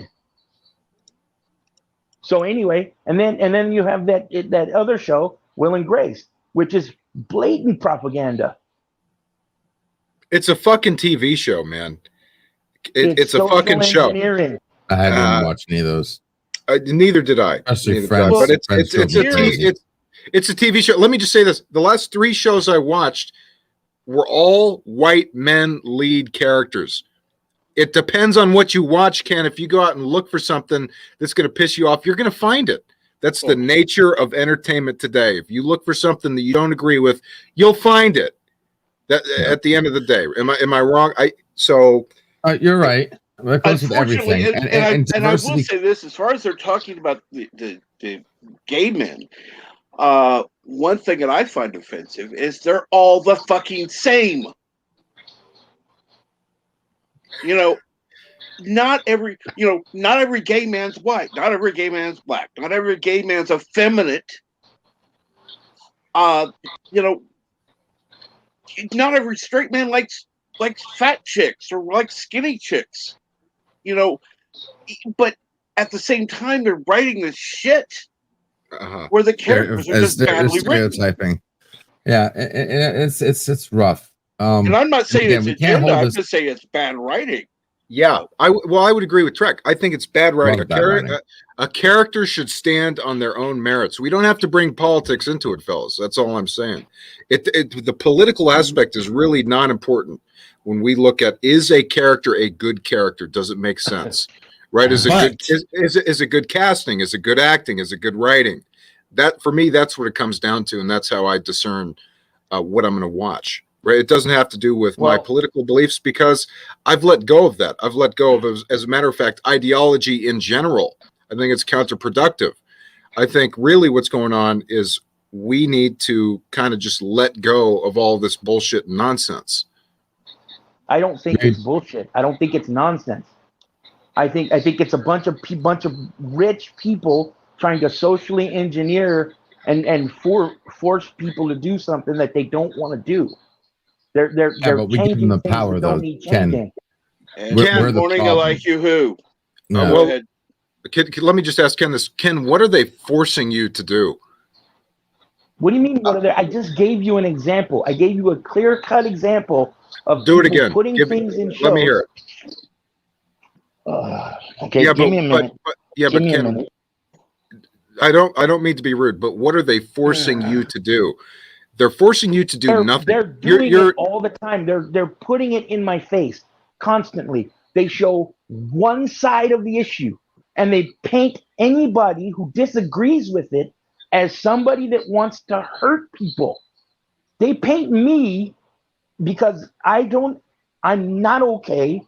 I don't care. I don't want to hurt gay people, but I don't like it, and I don't have to. Ken, I need to say something. To clarify, Zach. Guys, can I say something here? I just got on here.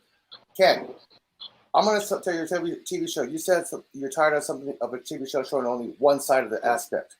Okay. Well, last year, Disney decided to do something about that, because if you remember an old show called Saved by the Bell, this is considered a white-eccentric, teenage, white-privileged show. It only showed one side of the fact. The new Saved by the Bell shows both sides of the story. It shows the rich white kids, the poor kids. It shows both sides of the story. That's inclusive. People didn't like the original one because it was too white-powered, central. No, it wasn't. Yeah, Saved by the Bell. No, it wasn't. I'm going to give you an example. People didn't like the original Saved by the Bell. It was the most popular show of its time. Zach Morris. I'm going to give you one example of an episode. Zach Morris. Actually, I hated it. He blamed the new kid. The new kid. I didn't like it either, but it was on all the fucking time. I did not like the original one because it was too white inclusive. The minorities always got the short end of the stick. No, they didn't. Yes, they did. Every episode of that show. Why does Zach Morris get caught smoking weed? Blame the minority kid. The minority kid got expelled for because that. Because the guy who gave him the pot was a stupid. It happened with the show. The show was about Zach Morris smoking weed. Only the minority kid. The show was about a sleazy Hollywood actor trying to get him in trouble. That whole episode was about that. The only one that got in trouble for smoking marijuana was the minority kid. No white kid got He in trouble. wasn't a minority kid. He was a cheesy actor. You just said exactly what I said. The minority got in trouble. The white kids didn't. He didn't belong in the school in the first place. He was an adult. Calm down. You're conflating one thing with another thing that has nothing to do with what the show was even about. I'm not talking about what the show was about. I'm talking about the premise of the show. What happens in the show? Like I said, that episode was about a sleazy Hollywood actor getting caught with the thing, trying to get Zach in trouble.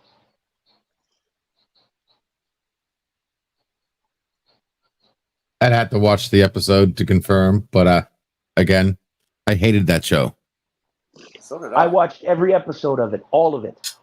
I couldn't take it. I was in the demographic for the show.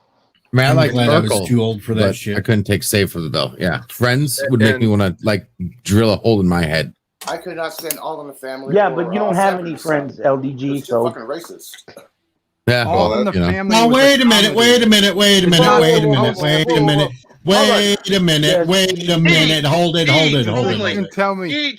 Deej, you have the floor at this moment, right now. Speak. Elihu, then you do not have two brain cells to rub together to realize All in the Family was made that way to go against racism and to point out the fact how ridiculous a person would be acting that way.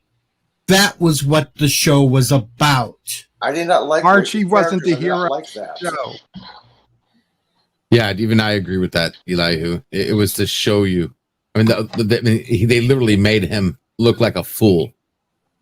Yeah, I didn't And it like was that kind comedic. of character. That's why I didn't like that show. But see, you just said the whole show was racist, even though the show was about and against racism and showing people how one person could have Okay. misconstrued thoughts. You might hate me for this, but Archie was like Cuties. The show was designed to show you racism in order to fight racism. The only difference is they didn't have 13-year-old girls twerking.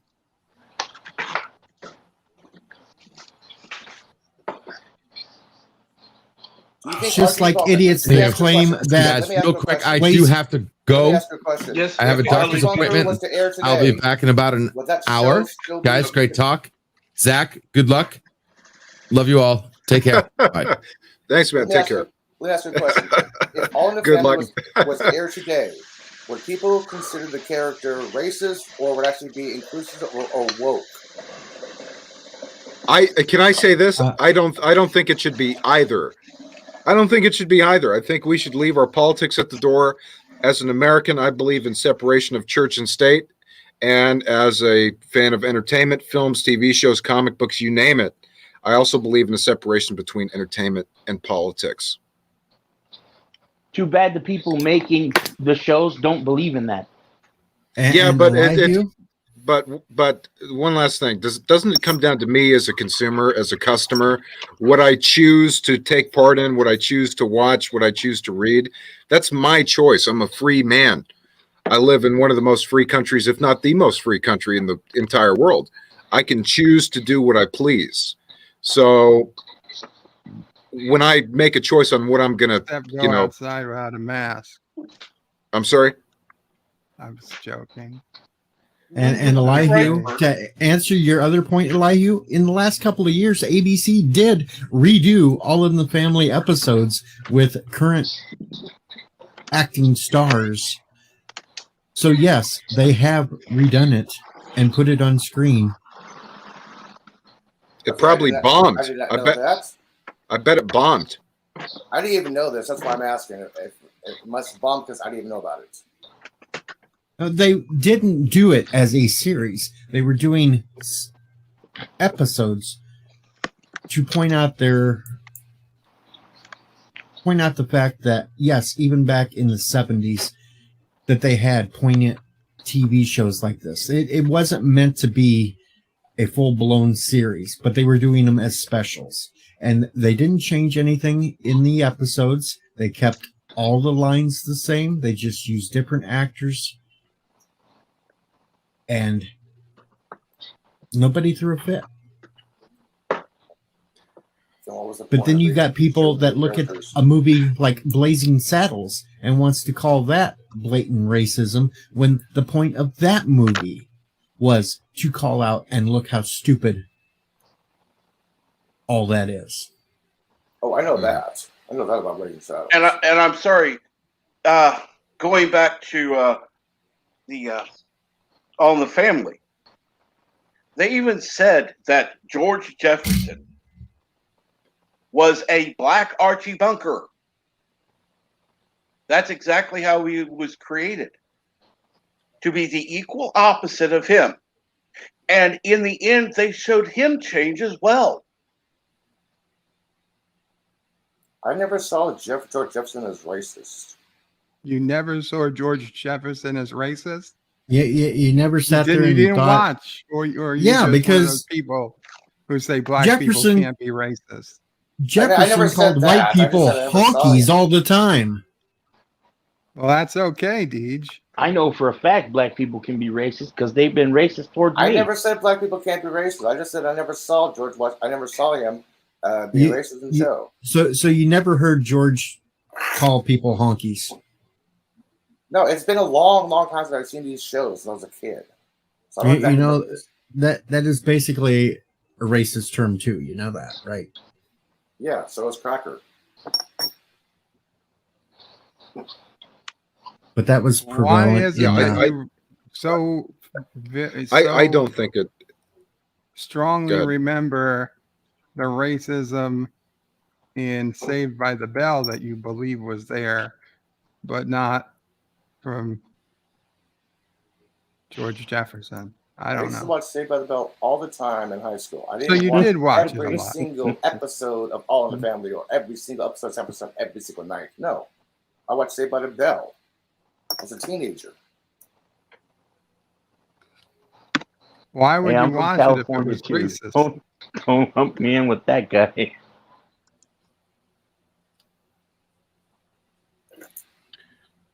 I don't know what this guy's talking about. I mean, bring him in here. We'll see if he's a fucking genius.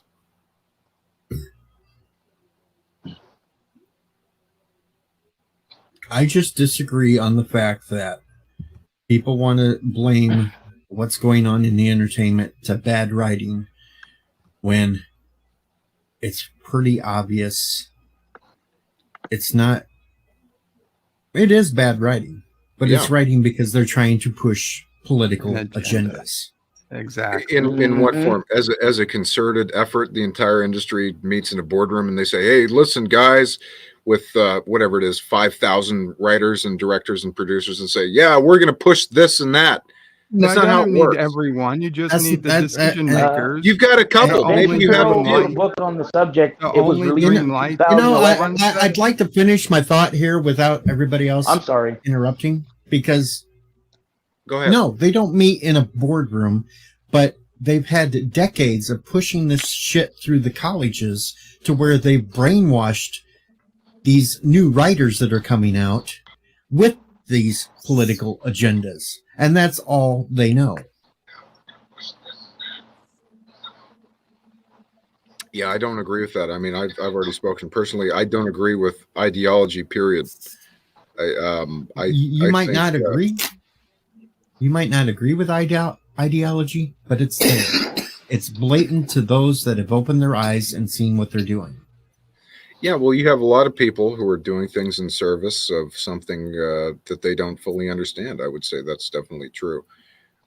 But I don't think there's a concerted effort to change American culture via entertainment. I think what you have is you have directors, producers, writers who are telling their own particular stories, movies, comics, whatever it is, TV shows, that they put their personal thoughts into it, right? As a writer, you have to take from yourself in order to write somebody else. Does that make sense? Not when the character is fully established. You can't self-insert. Self-insert Yeah, well, is the death of good writing. No, but you have to. Well, have you ever written anything? You have to pull upon something in order to identify or relate to whatever character you're writing. So I've written black characters. I've written women characters. You have to pull from something you can relate to within that character. That doesn't mean you are that person, of course. No, But- I understand what he's saying. If But it's a new character, yes. But if it's an established character, you don't have to. If you are a Trekkie and you're writing a line for Patrick Stewart for Picard in 2021, you don't need to identify as Captain Picard. You have 7 years of TV shows and 4 movies and God knows how many books that you can base your character off of. If I was the writer of Star Trek Picard, the first thing I would do would be to meet with Patrick Stewart before I had written a single line of dialogue. Sir Patrick, I mean, what do you think we should do with your character? I mean, where would you like to see this go? I mean, I feel like somebody like that who's played the character for so many years is probably the best steward of where to take that character in the future. That's really important to me. I mean, you can say the same thing with Luke Skywalker and a bunch of classic characters. You do not want to have Sir Patrick's opinion about movies because it was his idea about the off-road vehicle. No, I wouldn't ask him about the plot. He wanted to do that, but he knows his own character, right? He's passionate about that character. He's passionate about it, but actors are not always the best place to follow. But I agree. Because they've got their own headcanon too, and that might not be what's best for the franchise. Some directors will listen to actors, like for instance, the Orville. You talk about Chad Coleman. Seth wrote a part for him about Geology and Keen once a year. Chad L. Coleman? Yes. Chad Chad is such a great actor. He's like, this is his character. What about his character? He thinks about his character. He even bugged Seth constantly about this Peen thing. So what does Seth do? He's like, okay, you know your character. I trust you. I want to write an episode about this. So he ended up writing the episode Geologia because Chad bugged him about his character. Now, some actors, they can do that because directors actually trust them.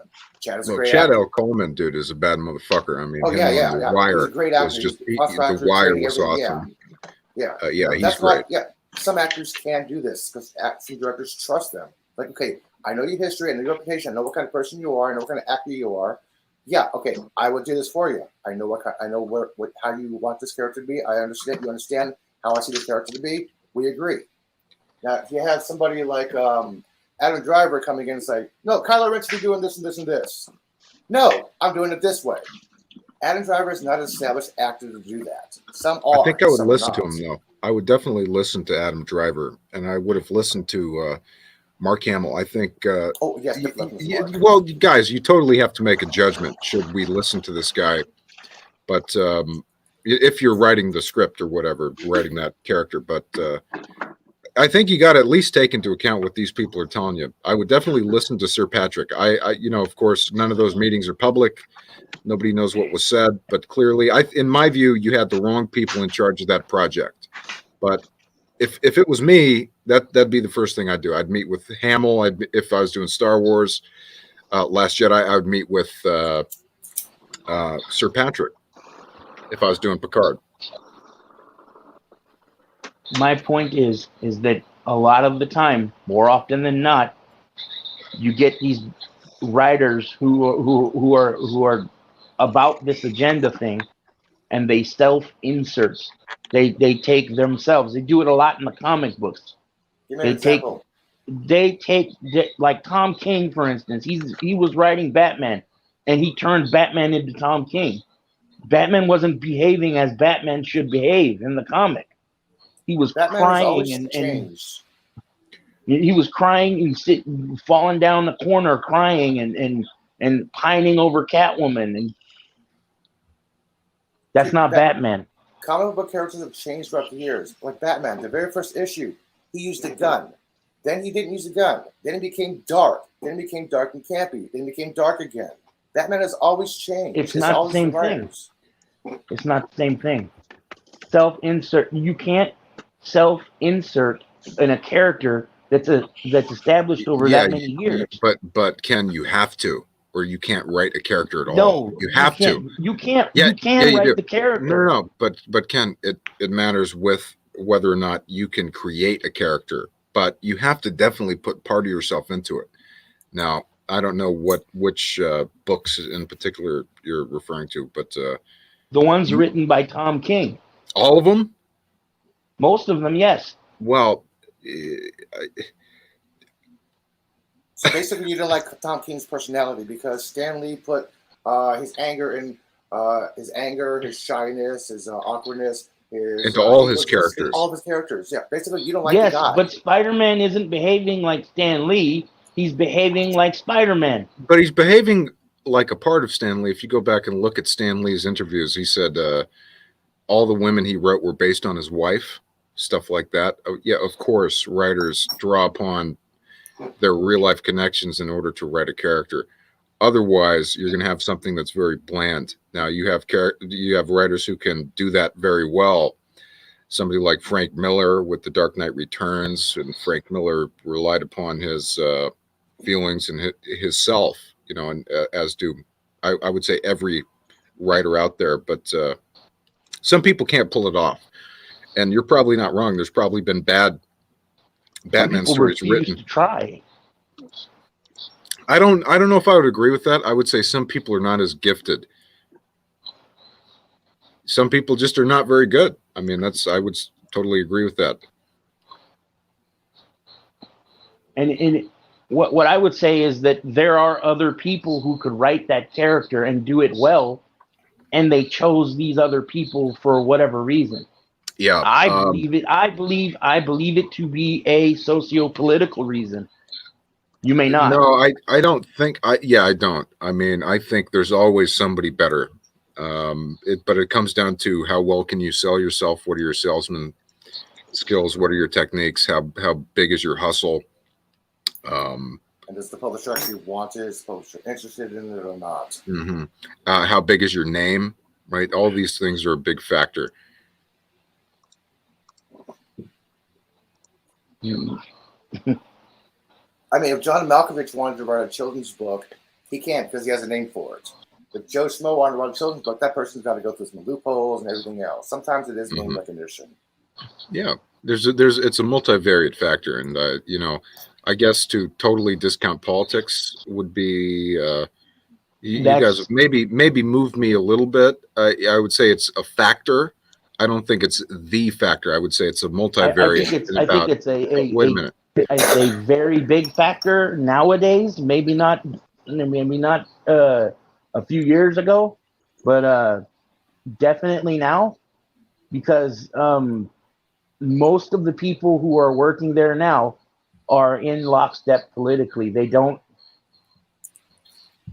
Most of them are, and they kicked out quite a few of the people that are not lockstep politically. Ethan Van Sciver is one of them. Most of the people in Comicsgate are people who were kicked out for their political views. And they're all run-of-the-mill Republican sort of beliefs. That's what it is. I don't think it was people got terminated because of political. That's against the law. It maybe it had been the values of the actual comic books or the vision the vision of the studio. Because you cannot get fired for being a political party, even if you're a writer or an artist. That's called discrimination. You can't do that. They do it for that reason. They do it for that reason, but they just easily state that it's for another reason. They don't even have to say what reason it's for. But, yeah, but how do you explain who's the guy who did the voice of Buzz Lightyear? Tim Allen. Yeah, how do you explain him being so successful? Isn't he worth like $200 million? What about a guy like John Voight? Didn't they cancel his show? Didn't they just cancel his very popular show? Yeah, and he got a new deal somewhere else. Grounds? Yeah, that was his decision. That show's over with. It never came back. That was Tim Allen's decision to end the show, not the producers. He wanted to end the show. Yeah, but he still appeared. Listen, Tom Hanks is a bleeding heart liberal, way more so than myself. I wouldn't even call myself a liberal, but Tom Hanks is a total left-wing guy. How can you see him working with Tim Allen if because it's such they never met each other? Bullshit. They spend what? Bullshit. They've been working together for fucking 20 years. Right? When did the first one come out, guys? 95, maybe. Yeah, they've been working together for over 20 fucking years. Of course they know each other. How much time do you think they spent together when they do voice work separately? They don't spend time in the booth doing voice work together. I know how voice work was done. I looked into it. I was trying to make a career of it. There are times when there's a single person in the studio with the audio track. There's times when other actors in the studio, you get facial reactions. This is how a lot of animation studios work. Yeah, during the COVID period, people were doing the things by Zoom and everything else. I know that. In the studios, it's very rare to have. I know that, but very rarely is it done. Do this. Very rare. 95% of the time, it's more than one actor because you want to get the facial reactions and the actions from the actual reactors bouncing off each other doing the lines. They're not just There's reading a script no and way that's to it. know unless you have firsthand knowledge who was in the studio at what time. I mean, if you go back to Star Trek II, you'd be surprised to know that William Shatner and Ricardo Montalban were never on set at the same time. I don't think they had a scene in person though, right? Right, they didn't. They were always on a view screen. Right. So it's easy to understand. Did they do press? After the fact. Did they ever meet each other like at a premiere or something? Yeah, I would assume in a premiere they probably. I would think. Met. Yeah. No, I get what you're saying. Filming, to think that Jesus Christ, the two biggest stars of the movie, never on the set at the same time. Well, we don't know, right? We don't know, but Captain Trek, if you could pull up a picture of the two guys together at like a premiere or something. Listen, if we do know because it's come out, it's been they have said that. Trivia thing. And sometimes actors will put aside their political if they think it's advantageous to themselves and the movie. And Tim Allen was a big star. What if they're just good people? Tim Allen was a big star at the time. I hope it's true. I hope they do get along. Because that's how I am. I like Tom Hanks. As much as he's politically different than me, I think he's a great actor, and I think I generally love Tom Hanks movies. So it would be great for me to think that Tom Hanks and Tim Allen get along in a place where very few people do. There you go, Captain. Well, look at like you guys know Joe Rogan is a left-wing guy, and yet Rogan has Ben Shapiro on the show. Rogan loves Ben Shapiro, and Rogan would have been great if he had been able to get the presidential debate. That would have been the best debate of them all. Yep. But Rogan is a good example of what I'm talking about. Rogan loves Ben Shapiro, even though he disagrees with him on many different things. What's his face? The crazy guy. Which guy?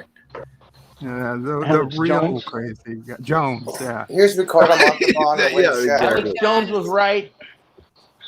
Yeah, I know he was right. He's still crazy though. Had a couple things. Crazy people don't mean you're wrong. Just because you're crazy doesn't mean you're wrong. I stand by what I said. Fuck Alex Jones. I agree. For a minute, I thought Montalban was in a wheelchair. Eagle Rider and I agreed on something. Wow, what the hell's going on? Why would you... Alex Jones is an asshole. That's it. Other than that, we can keep disagreeing on everything else. Trek, can you get us a picture of Tim Allen and Tom Hanks? Okay. How are you guys this morning? Oh, peachy. Good. I'm fine. Here we go. Here it is. I'm just going to put the YouTube link in the public chat for you guys, okay? I found a little interview with them two together. So everything loads. I'll put the link in the chat for you. Hang on. Come on, load, damn it. I'll stop sharing the screen. I'm fast. There's the picture. Yeah, well, I found a video interview. I was getting a picture, but yeah, let me go back. Yep, that was one of them I was going to show. Yeah. I can't see the picture. Oh, there it is. Okay. Here's a little video interview. I would say it's not a stretch for us to assume that these guys are probably friends. But, go ahead. I would say that maybe they're okay with each other. It's a working relationship. I don't think they're hanging out together. No. Well, we don't know that. I mean, they probably, I would say, have definitely gone to dinner at least once, something like that. I know that Leno and Alan do a lot of stuff together. In fact, Alan's even showed up on the shows about his own home because they do a lot of stuff in car garages together. Right. And they argue about a lot of stuff politically too, but Jitsi says, could you put up the comment? Let's see, where is it at? Oh, okay. Back there. I think the question was whether they get along, not whether they were actually friends. Well, either way, I mean, it's a good example. I mean, when we're talking about politics and entertainment, it's kind of, you know, important to the argument in terms of Well, it doesn't people. mean Yeah. it doesn't mean that people who are conservative in Hollywood are not discriminated against. No, it doesn't. Just because two actors are working together does not mean they have to like each other. Gene Mhm. Kane You and know, Terry I Hatcher read a- hated each other. Deej. I read a story. I read a story about how Tom Hanks and Tim Allen have become friends. But during the interview, Tom Hanks still went on to tell the reporters that he's well aware the relationship would never have been fostered without it being for Toy Story. Well, that makes total sense. I mean, how are you going to meet the guy at your job without the job? But I definitely bet they do not speak politics between each other because Oh, that would. Seriously doubt it. I think they're both a bit nuts in their politics on the other ends of the spectrum from each other, honestly. Although, acting-wise, I'd prefer Allen over Hanks. Because Hanks is a bit dry. In terms of acting, I don't really care for either one of them, to be honest Tom with Hanks is America's sweetheart. listen. I mean, here's the most controversial thing I've said all day here. I don't like Forrest Gump. I don't either. No. Get him off the panel. I don't like it either. Shawshank Redemption is a better movie. Poor Forrest. He gets Shawshank shanked by Redemption is Kenny a all better the movie time. and should have won the Oscar that year. He was amazed leaving with the kid. Poor Forrest. I didn't like it. Okay, what about The Green Mile? And if you say you didn't see Love it. I will Yeah. slap you. Loved it. Okay. Frank Darabont. Yeah, of course. Great movie. One of the only movies of his I like. Darabont's done. It's okay. Oh my God. Darabont's done just about every movie he's done has been a great movie. I mean, Shawshank Redemption, The Mist, Stephen King's The Mist. Darabont is very underrated. He kind of. I was actually talking about this yesterday. Actually, he gets kind of. He doesn't. Nobody talks about him, but Frank Darabont is a great fucking director, and he also directed the first episode of The Walking Dead. Say what you will about the shitty latter seasons, but that first episode, man, when it premiered on Halloween, was awesome. Hey, idiot. You cut the bolt in that tank? Yeah, exactly. Sorry, that's the only episode I've ever seen of Walking Dead. I love that. But it was awesome. It was well done. I think it was well done. Frank Darabont's awesome. Shawshank, guys, is I think one of the best ever. If I was a studio head, I would be hiring fucking guys like that instead of some of these directors we're seeing nowadays. Well, the prerequisites released by the Oscars are proof that that Hollywood is ideologically gripped and is not willing to let it go. The fact that Jordan Peele can go out and publicly say he will not hire any white people for lead roles and still have work is proof of it as well. Yeah, but that is racist. Yeah, but he Straight got the consequences from that statement. I mean, you don't like him, and a lot of other Americans don't like him. So I'm sure he understood the concept of saying that. Let's take the flip side. Let's actually say that was said the other direction. Mhm. Being disliked by some people would not be the consequences. They would remove you from society.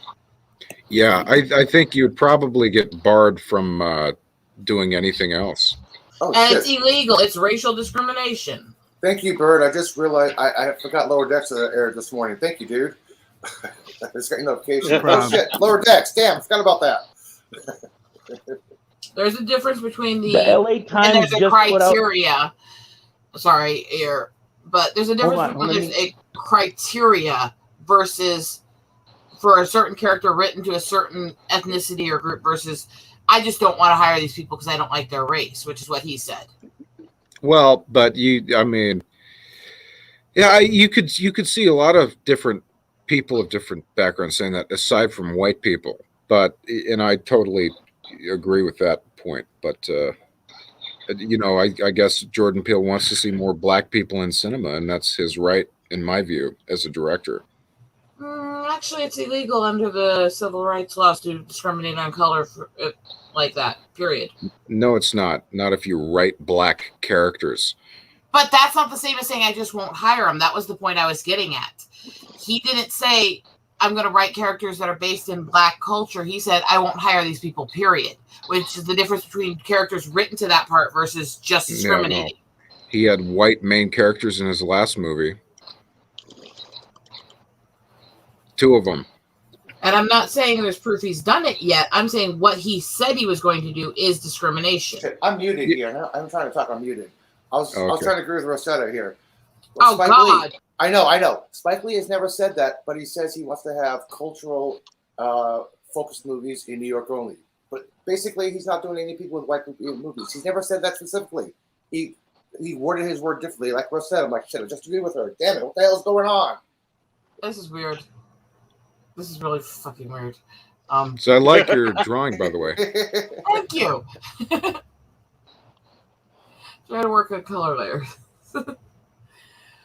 But just I to guess speak to the whole thing about conservatives being maligned in print, in media of any kind. The LA Times just recently put out a headline that said Larry Elder is the black face of white supremacy. What? Well, that's somebody's opinion, though. I mean, isn't it written by one guy? That is the LA Times. That's a newspaper putting out those sorts of things. And but written by one man, right? They did it multiple times within the week. It's listed as a headline. Yeah, but is that headline an editorial piece or an opinion piece? No, or is it an actual news piece? That doesn't even matter. That doesn't even matter. It does to a degree because headlines are supposed to be factual only, and they're supposed to go through several editors. Yeah, but at the end of the day, I mean, correct me if you think I'm wrong. I think that all news media, in terms of mainstream media, is totally, fucking biased. I think all of them. They are. That's why I say but so is Fox. This article has facts. Yes, Fox is one voice in a chorus of... No, it's not. Newsmax, all the online guys, Shapiro. I mean, come on, man. All these people are biased. Anything political is biased. Yeah, no, I'm not. Anything political is totally biased. It's totally false. What they're doing is they're trying to make money off of people who agree with them. Everybody out there in the news media, even independent, is doing that. I'm just giving you an observation. Well, the media is never what it was supposed to be to begin with anyways. But I agree on that part. And yes, they're all biased on their own side. And that's why I will watch a bit of each side and I will research everything they say because I think they're all full of shit. But that's a whole other discussion, honestly. But editorials are supposed to be done a certain way. So versus headlines are done a certain way. So if it's the headline article, it's supposed to go through many editors. It's supposed to be factual. Supposed to be. I'm not saying it is. So when they put it as a headline, the newspaper is saying that that's their relief, basically. Guys, the article is written by Erica Smith. Erica Smith is a columnist. A columnist is a person who basically offers commentary and opinions. It's not a news article. It's a commentary. Mm-hmm. You got to look at who wrote it. It's a columnist. An opinionated person story. It's not a factual story. You have them on both sides. I don't believe that Donald Trump was a Russian agent, right? You have them on both fucking sides. You have false yeah. But Ken, and I'm sure you would agree with my statement I just made, but you have false, dumb, stupid shit to get clicks on both sides. I don't. Oh, you think? I don't agree. I don't agree. I don't agree that the right is maligning the left as much as the left is maligning the right. Seeing as how the left controls the megaphone of culture and media. They control it. Well, last I checked, Donald Trump got the most votes of any sitting president in the history of our nation. So I would have to disagree with you. I mean, the right is doing tremendously. Okay, if you take a look at the polls, I agree with that too. But the right is doing very well, Ken. So I don't know what the fuck you're talking about. They're in position to, retake the House in 2022. they're doing very well. So I don't know what you're going on about. I think if we're talking about the media personalities, let's put aside how many are on each side. Both sides are, the people on each side are all maligning each other the same way. I don't agree. I do. Don't agree. I don't as somebody who's been in the system. I don't see the vitriol and the overwhelming blatant lying that goes on about and conflating motive and just lying and character assassinations. It doesn't come from the right as much as the left. Yes, it does. Yes, it does. Yes, it does. Thank you. Thank you, guys. I'm on the right side of the center, and I work in the party, and yes, it does. I'm sorry. Who, what, and how? Okay, I'll give you one example, Ken. Well, actually, first of all, let me ask you a question, and thank you. How do I say your name? Eagle? Is that right? It's Eagle. Eagle. Okay. I do nature photography stuff. Yeah, Eagle. Okay. Eagle. Do you know how to read? Just call her the sandwich wench. Yeah, please. Okay. Yeah, but Trek. Yeah, I totally agree with both of you. But Ken, do you think Donald Trump has ever maligned somebody like you've suggested? Has he ever gone after somebody? Would you say? Would I say he went after people that went after him? Yes. How about somebody who didn't go after him? Bob Vanderplatz, who the only thing he did to him was he said, "I'm not going to endorse you," and he maligned him and the charity work he does. Yep. And that happens to be a friend of mine, by the way, and I know the work he does, and I know it's legit. Yep. And also John McCain. I mean, Trump says, "Oh, I'm so big on the veterans." He called John McCain like a piece of shit, basically. Yeah, he called him a loser. He called him a traitor. I happen to agree. Beyond anything else. He said that anybody John that captured is McCain- not a hero. I don't like people who weren't captured. I mean, come on, man. Yeah. Trump. He said he liked people better who weren't captured. Yeah, which is not. It's not a good statement. Well, it's funny. It's funny. Trump is very funny, but it's not a good statement. Well, it's honest well- truth. The guy's a hero because he was captured. Yeah, but Trump is a hero because he ran from Vietnam getting a fake doctor's note. I mean, come on. Who didn't? Yeah, who the fuck is this rich guy to tell a veteran that he was a loser? I mean, come on. Not to Trump's even. not a loser. All he does is win. He said that he liked people Yeah, who right. didn't get captured better. Which is a fucked up thing to say, in my view. So, I'm not even. Hold on. I'm not even taking a political stance here. I'm referring to Ken saying. Neither am I. Yeah, you are. That the left attacks people I more am? than the right. Yes, you are. That the left attacks. How are you saying that? Not a political stance, but mine is. Because I am posing to you the opposite point of view. And I disagree. How can you disagree with what I just said? Because you think I that's disagree. great? What you're saying is that John McCain didn't say anything that deserved any of that.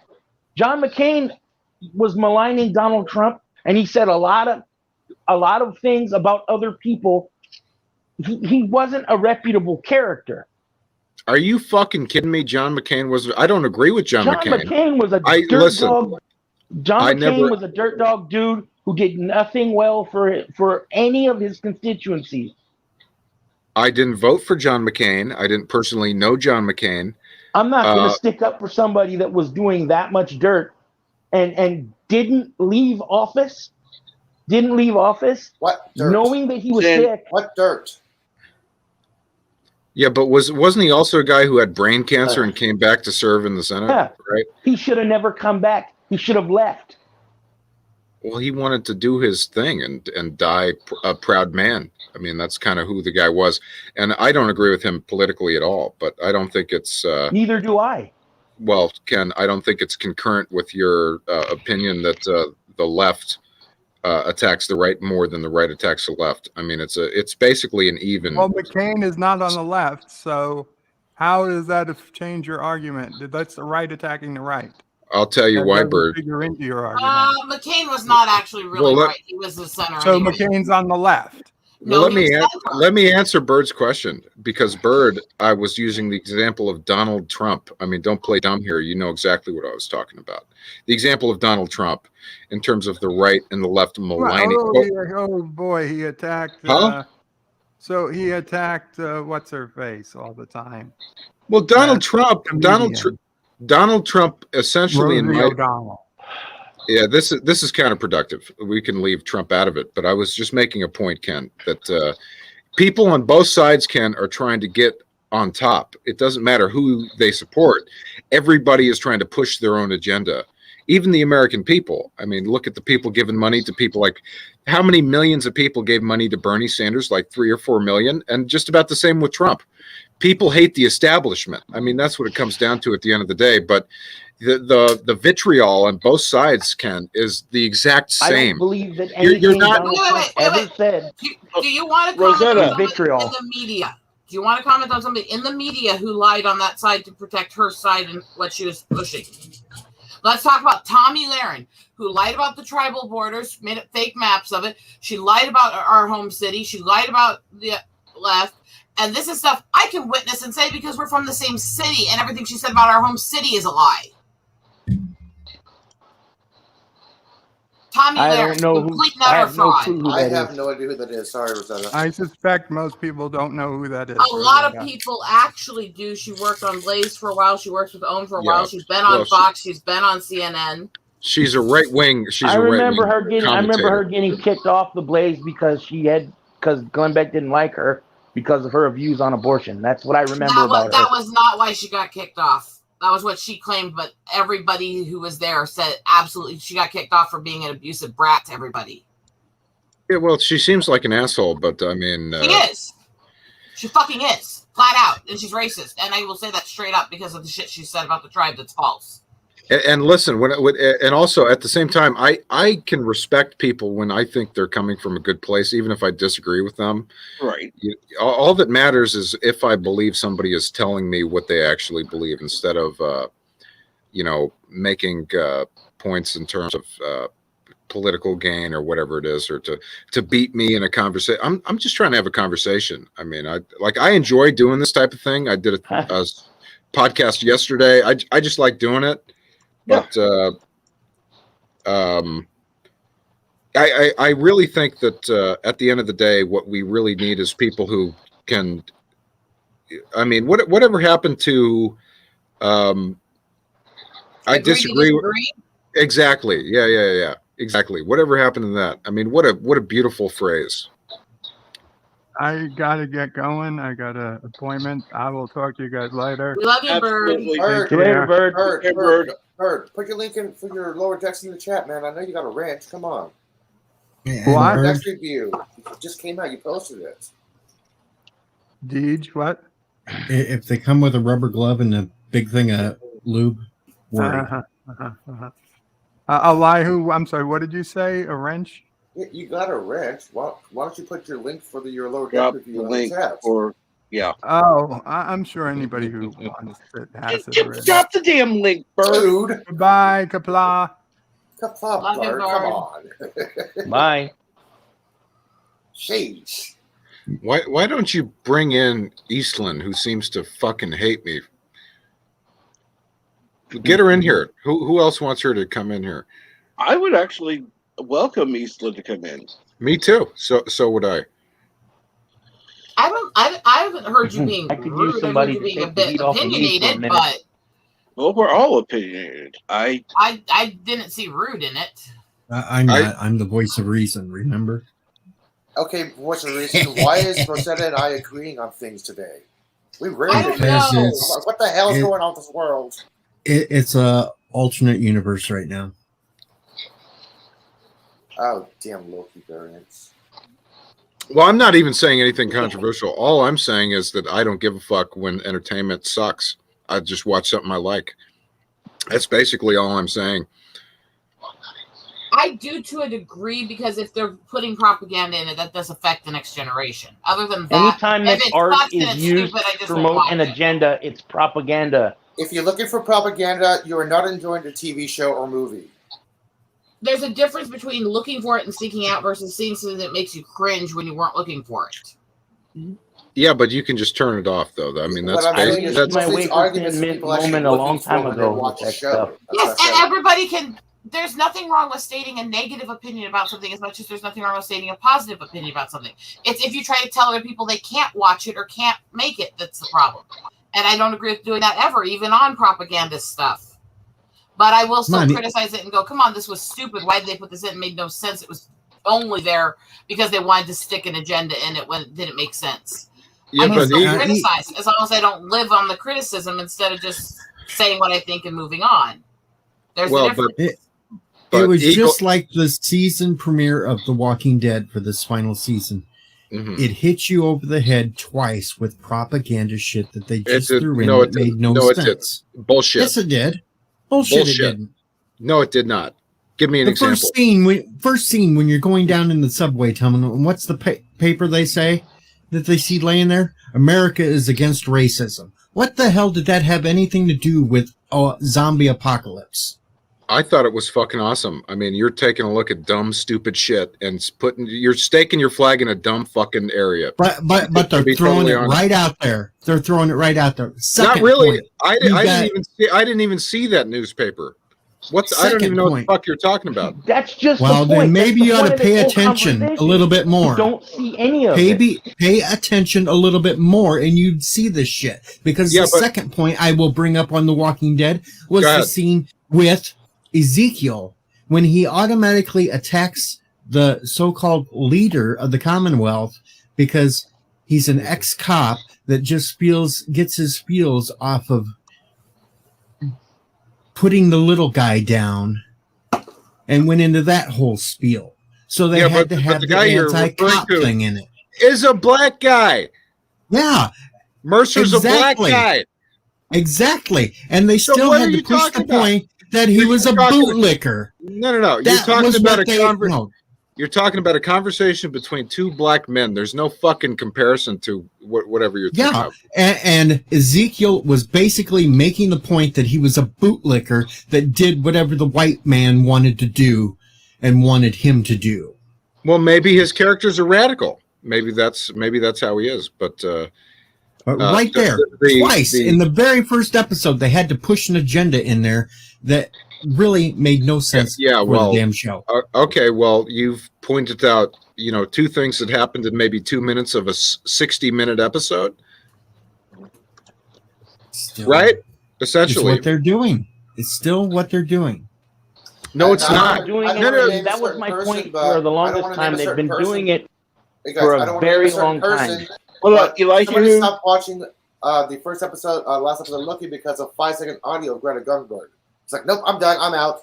Like, it's 5-second audio. Okay, see, and that stuff I think is over the top and extreme where it's a tiny little thing that irritates you. There are some things I have seen where I'm not going to be able to think of names very well right now. I am exhausted beyond belief. But I have seen things where it's like watching like 10 minutes straight and there's nothing but pushing this politics. It's like, okay, I'm done with this. This is not entertainment. This is just a propaganda special. And that's the difference. I don't care about little bits of political stuff mixed into things or stuff like that. I'm probably less on this viewpoint than Deej is, honestly. But if it's over the top and banging on your head to the point where you can't ignore it, even if you try, that's annoying. Well, it depends. I mean, it depends on your point of view. I mean, I see what you're saying, and I don't want to be co-opted by any political philosophy either. And I don't want a group of people in a writer's room trying to influence me. I'm tired of the gaslighting. I hate it. I hate it when the gaslighting starts to happen. When you see something and people start saying that it's not there or it didn't happen or it doesn't matter. Or how about just, I'm sorry, you want an example of ridiculous over-the-top prop? Again, it's like race swapping a fucking British queen. Well, what queen? That's over the top. Which Boleyn. One? Yep. I'm sorry? Anne Boleyn. The BBC race swapped Anne Boleyn. Who is Anne Boleyn? Henry VIII's wife. The one that got her head cut off. Yeah, well, One of the ones that got her head cut off. Did you watch it? I saw promotional material. Yeah, but I mean, if you don't like it. No. There's a difference. There's some places where race doesn't matter. When you're race swapping a historical figure that was a specific culture and was a leader of a specific culture, that is ridiculous. And when is this time period? Sometime around the 17 or 1600s.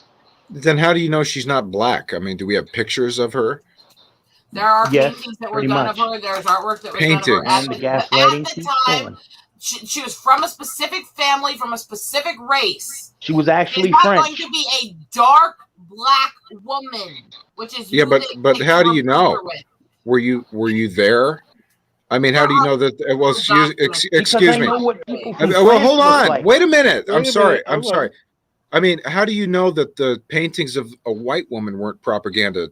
Are you sure that the makers of that series have not? French woman that was a British queen. Yes, I'm sure it's not true. Yeah, but did the history of these people? Did the filmmakers say anything about it? Yes, they called everybody racist if they didn't want a black British queen to replace the historical one. So it's a fantasy. Right? No, it was supposed to be a historical drama. It's like Hamilton. It wasn't even that. It was supposed to be an actual. Yeah, but why? Hamilton is the same way. Okay, well, but why do you give a shit? Because why don't you? If you're doing a history special, it's supposed to be based on the actual history. I mean, call me crazy, but I'm more focused on enriching the lives of myself, my family, my loved ones, and so on and so forth. None of this shit really matters in terms of, are they doing a black Captain America? Oh my God. I don't care. Captain America is a completely different argument. It's a fictional character. When you're talking about a historical person, thing. You're whitewashing or blackwashing somebody's actual history.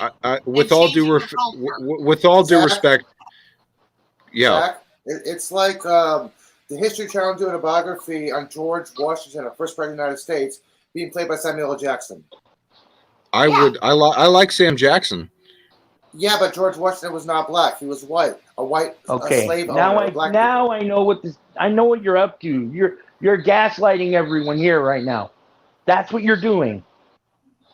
Well, that's your opinion. I mean, I know what gaslighting is. I agree with some of your stuff you're saying, Zach, but the whole Amberlin race swap, I call bullshit on that. And once again, I'm fucking agreeing with Rosetta. Wow. Well, nobody gives. What's the queen's name? You don't even know what the queen's name is. Yeah, what was the queen's name? Why are you historically illiterate? Annebolian. What? And what is? Nobody gives a fuck about her. I mean, let's be honest. Nobody gives a fuck. Bullshit. I studied her. I know a lot of people studied her. She was part of the instrument of what changed the patriarchy to a monarchy in the British history. She is important. Historically. She helped people learn that, hey, democracy, you don't have to have one person's opinion. You can vote your leader in. It's called a republic, a democracy, not a republic.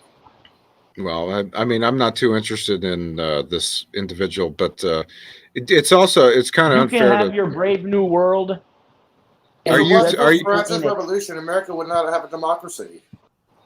Yeah, I mean, I was about to say, it's kind of unfair to criticize me about something I've never seen or even have any knowledge about. And I call shenanigans on that right there. Okay, we just told you Anne what it Boleyn was a Caucasian female who helped start a revolution. Basically, the French people learned that they don't need a monarchy, which was very instrumental in America becoming a democracy.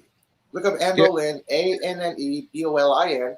She was a Caucasian woman. BBC replaced her with an African American black woman, saying that she has no white history whatsoever. That's this okay. This is a historical person. It's the George Washington played by Samuel Jackson. George Washington was a white black slave owner. How can you have a black man own a black slave owner in the history? No, it's bullshit. You're race swapping somebody. I call bullshit on that. I don't care if you're a fictional character like a comic book or a superhero. I don't care about that. But this Well, is actual basically, history. I mean, well, we That's can part get of it, though. They can get away with it because of well, that. we can get philosophical about it. I mean, a fictional portrayal is in actuality a fictional portrayal. Okay. I mean, we don't know This was anything not about these people. supposed to be a fictional movie. This was supposed to be a drama based on the actual history. There's a difference there. There is a difference when you're basing it on real people and you're saying it's based in history. You're not supposed to do things like that and change the person's history. Was it a inspiration? No, it didn't say inspired by it. It said this was supposed to be on BBC as a historical drama. No, There's a difference. I'm not even British. It's based upon historical events. That's what the whole premise of the show is. You know, based Yeah, but upon who historical events, cares? yeah. Who gives a fuck though? Really, in actuality, if you who cares? It sounds like the most boring The story French- I've ever heard. If she's white, black, or green, it sounds like a boring story that a movie I would not watch. Neither would I. But the What premise exactly of the whole do you care about? This whole entire show does not even interest me 1 point.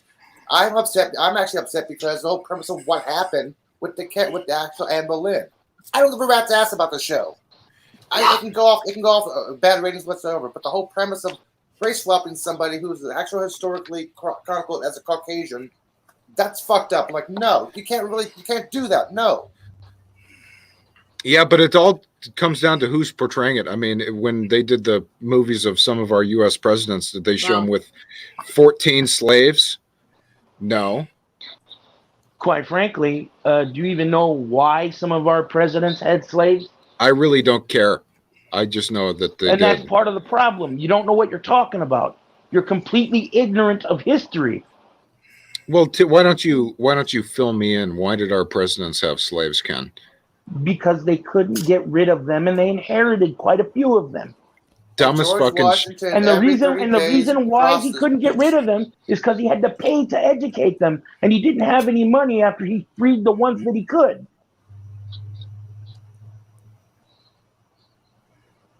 So how do you don't even know this, and yet you would cast aspersions on somebody and say things that are not true. What did I say that's not true, Ken?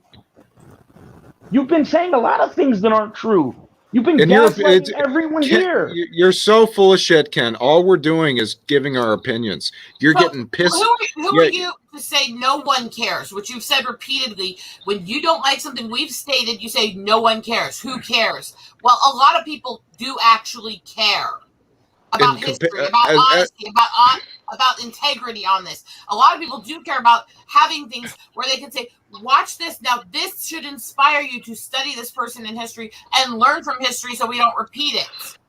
Yeah, well, we could actually track, if you want to pull up the numbers, what's the name of the television series, and we can tell you exactly, Eagle, how many people care. And the reason they don't care is because they're not historically accurate. Okay, well, we can also pull up book sales. Give me another thing where she was portrayed accurately, and we can see how many people care about this person. It's not no one. There are people who care, and more people should care about history. What? There are 4 billion wait a people. second. Hey, shut up for a second here, yeah? Because now you got me. And we got the German in here. And I have to say, you want to have books and book sales? Every fucking history book. There you go with your book sales. I think I know this guy. I think I know this dude. Oh, I know. Were you on? Were you on an Islam podcast or something? Mm-mm. That's kind of hitting below the belt. I was just on one. I've seen this guy somewhere. It's not hitting below the belt at all. Yeah, you haven't been hitting below the belt all day. Well, Ken, you're a political guy, and that's okay. I don't happen to share that I mindset. disagree. I think you're a gaslighting jerkwad who's been trying to gaslight everyone since you got here. What is the definition, Ken, of gaslight? Trying to make denying things that are actually true and constantly saying that it isn't what it is. That's what gaslighting is. First of all, I don't think that's what gaslighting means, and I think, Ken. I mean, listen, man, I've been more respectful than you've been, for sure. No, you haven't. Actually, let's see here. Gaslighting is a term. Let me just go back. Derived from the film Gaslight, where a husband uses trickery to convince his wife that she's insane in order to steal from her.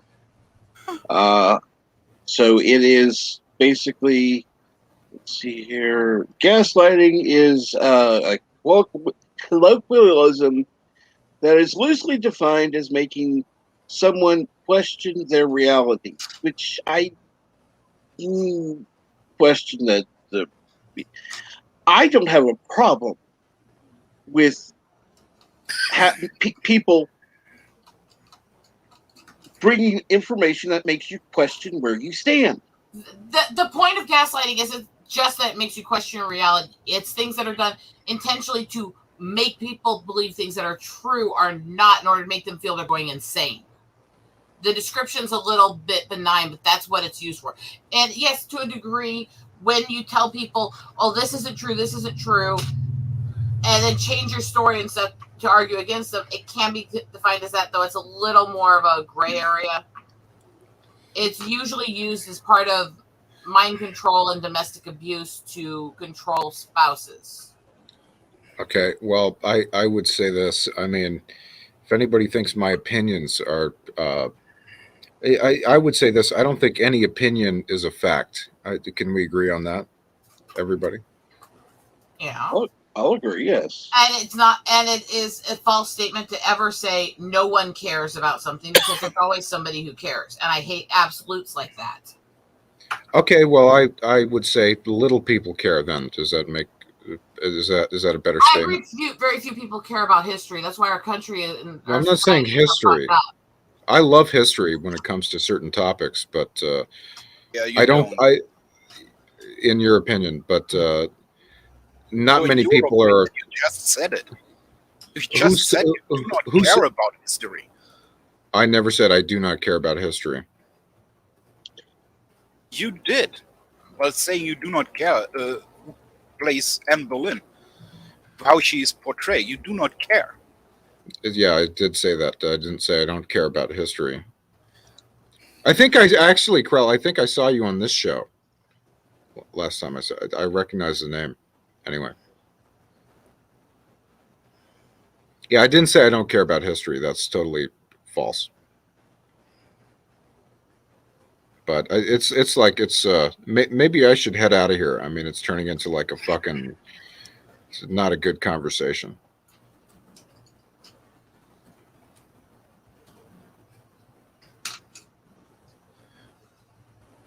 What do you guys think? Maybe I should head out. What do you think? Great idea, man. It's up to you, man. Like I said, this is all opinions. Well, some people think their opinions are facts, which is kind of a concerning thing. Well, actually, some people think that facts are facts.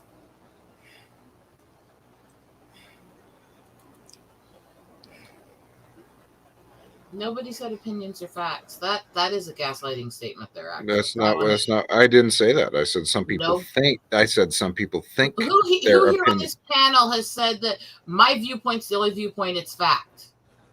Nobody has, and that's also not what I said. But that's the implication when. That's your interpretation of my statement. That is how it's grammatically implied by what you added it to. Bullshit. What I said is that some people think their opinions are facts. What was being said before it matters in that statement. You added it onto something. Yeah. Whatever. Complete yes. Well, I right back at you. And thank you, Robert Green. Sorry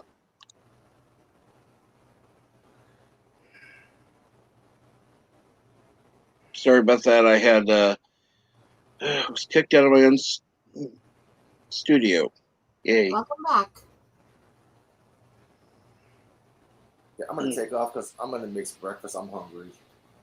Absolutely. I already feel weird enough agreeing with you as much as I did today. Yeah, that is so fucking weird. This is a weird morning, man. Absolutely, it's a weird morning.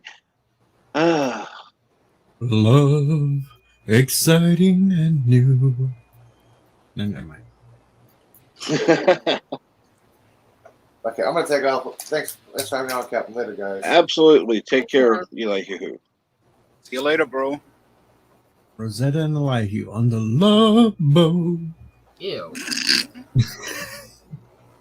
Sorry. Well, it did seem like a love fest between you two.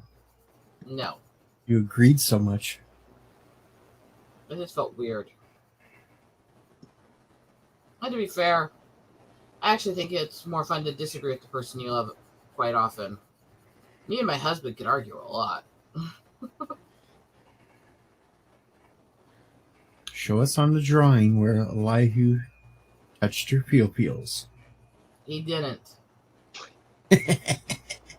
Thanks.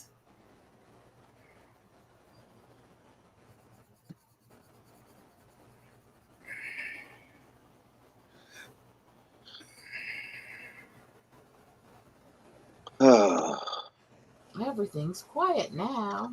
Absolutely. Things did get quiet. Hallelujah. All right, I tried to be friendly. I really did. I understand. I understand things happened, and I am glad that Zach came on. He is always welcome. Again, I don't agree with everything anybody says, so you are more than welcome to come back any day. And I do want to thank you for being on. I guess he left.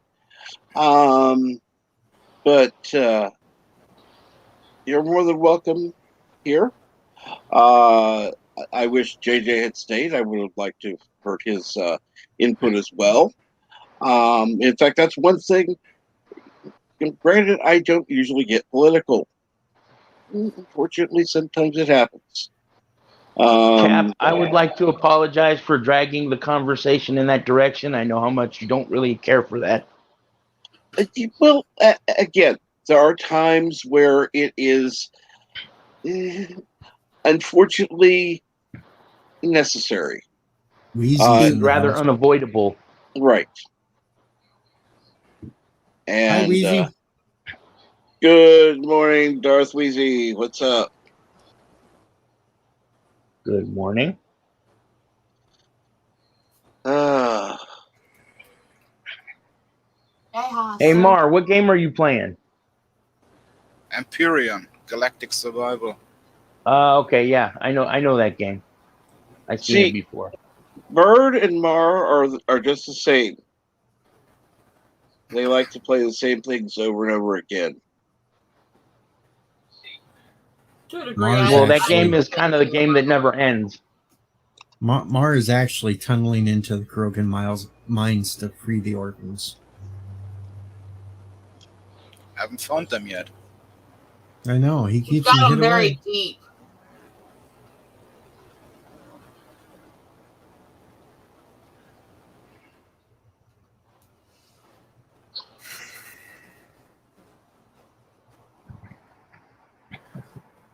Oh, I'm sorry, Zach. I thought you left.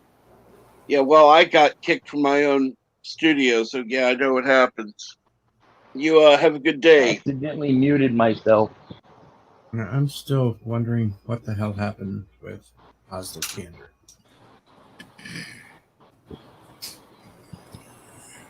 Agreed. Why? What's going on? He deleted everything. Ooh. He deleted his YouTube channel. He deleted his Twitter.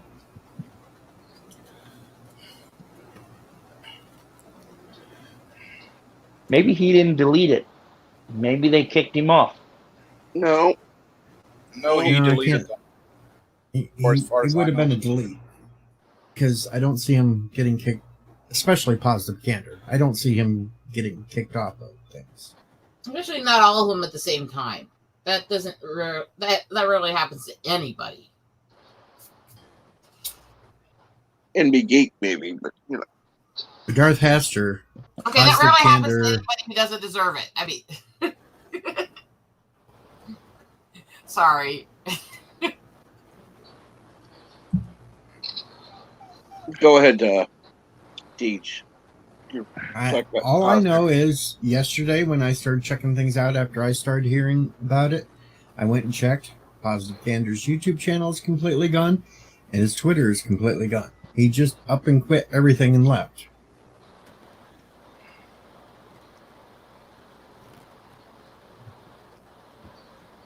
Some people have to do that for work.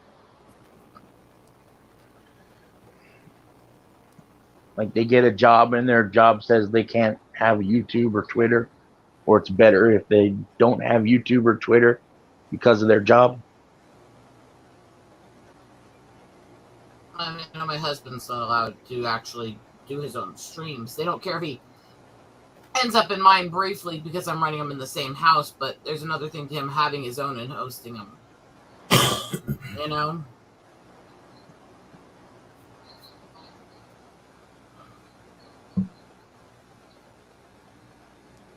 And I love that people sit there going, yeah, it's not really real. It's like, no, he's not actually supposed to get involved in that stuff under his contract.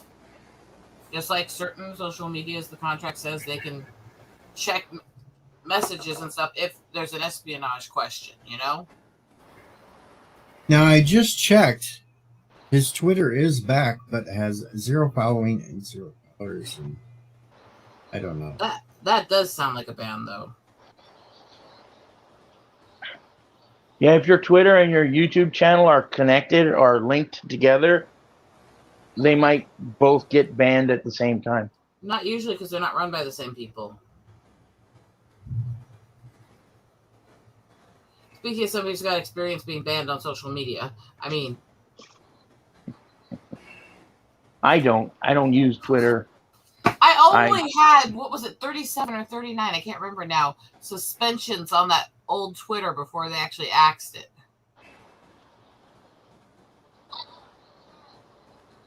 That's a good question. I don't know. I mean, they were all pretty much bullshit. All the stuff I actually said that's offensive never got flagged. It was all benign shit that didn't mean anything. But...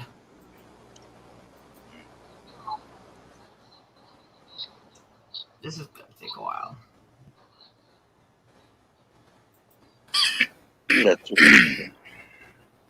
Damn, that sounded like a Darth Wheezy laugh there.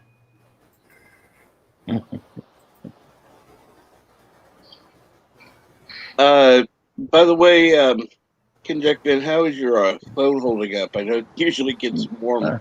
Well, I got my phone by the fan, so it's keeping it cool. Oh, it's doing all right. Okay, I did want to make sure I don't want you to burn out your phone over No, a conversation. I think it's doing all right, but it might further delaminate, you know, because the glue that holds it together is gonna come undone. Now, I just double checked. While I can see his Twitter, his YouTube page is still gone.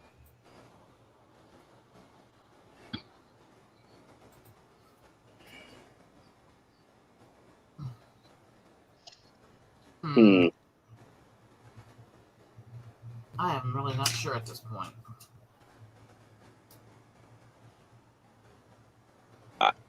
You know, it does make me wonder what's going on. I hope things are going okay with him, but I don't know. Was it me and MB Geek that was talking about Quantum Leap the other day? I believe so. Yes. Because I thought I get the other one. There's somebody else there.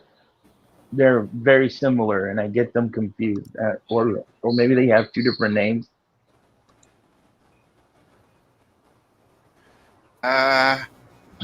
go with the guess, Darren Wagner.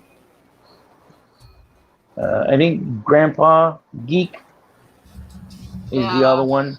I think he. Yeah, that's NB Geek. Yeah, it's like sometimes I've seen him Grandpa Geek, and then it's MB Geek. Let's talk. They're not the same on both anymore Same because person. he keeps getting Twitter banned constantly. Yeah. I was just wondering because it's two different names. I've heard two different names, and I was wondering if it was the same person. Yeah, NB is the same person. Yeah. Yeah.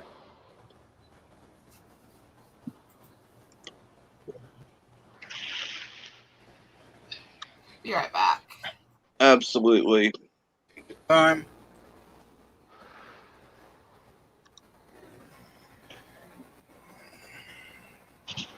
John Wayne, I grew up on Men.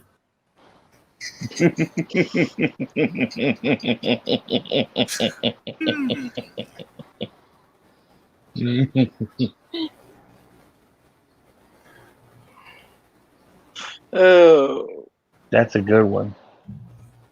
I'm sorry. That had to be clipped.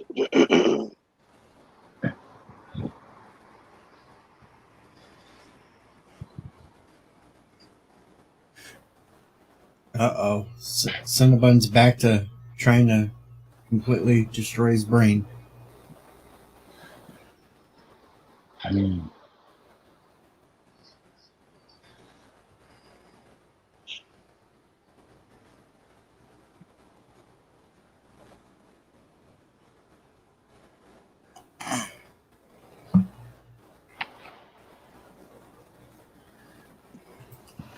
Yep, just trying to check on some people and see how things are going. So.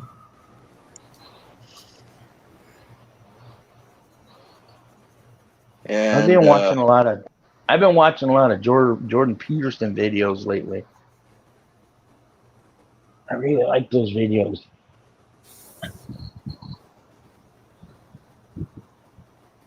And thank you, Elihu, for the information on GalaxyCon for your live stream on the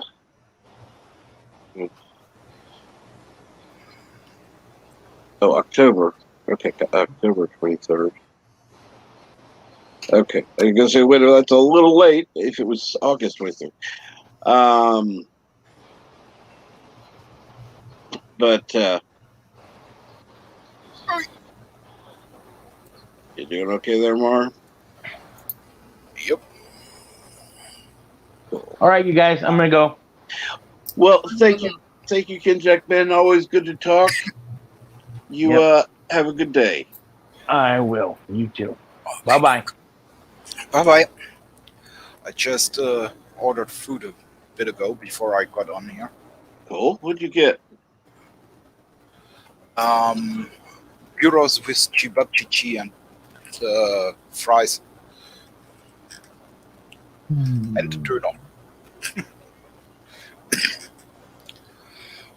And let's see here.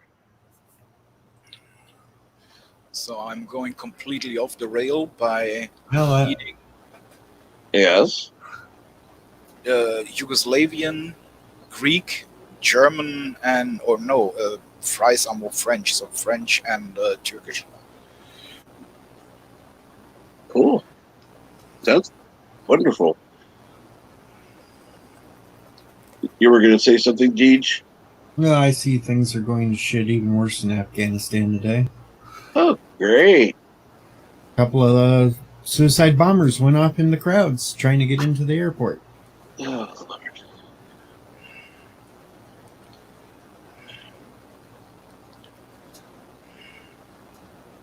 Great. Just going to be even more fun watching some of these channels in the upcoming days. Good. Oh.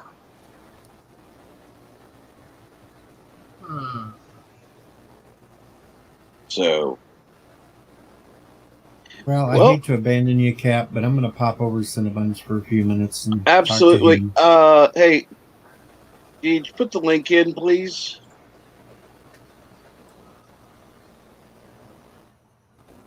He's over making himself nuts again, working on that enterprise. Okay, let's see here. All right. He's been on for 22 minutes. Should have said something sooner. Hey. Let me go ahead and Deej did put in the link in the chat. Go on over and join Cinnabon Bunny. I'm gonna go ahead and shut things down for now. Again, I want to thank everybody who's been on the panel and everyone who's been in the chat. It's actually been good morning this morning. So have a good day, good night, good evening, whatever it is, whenever you watch this. And thank you for watching.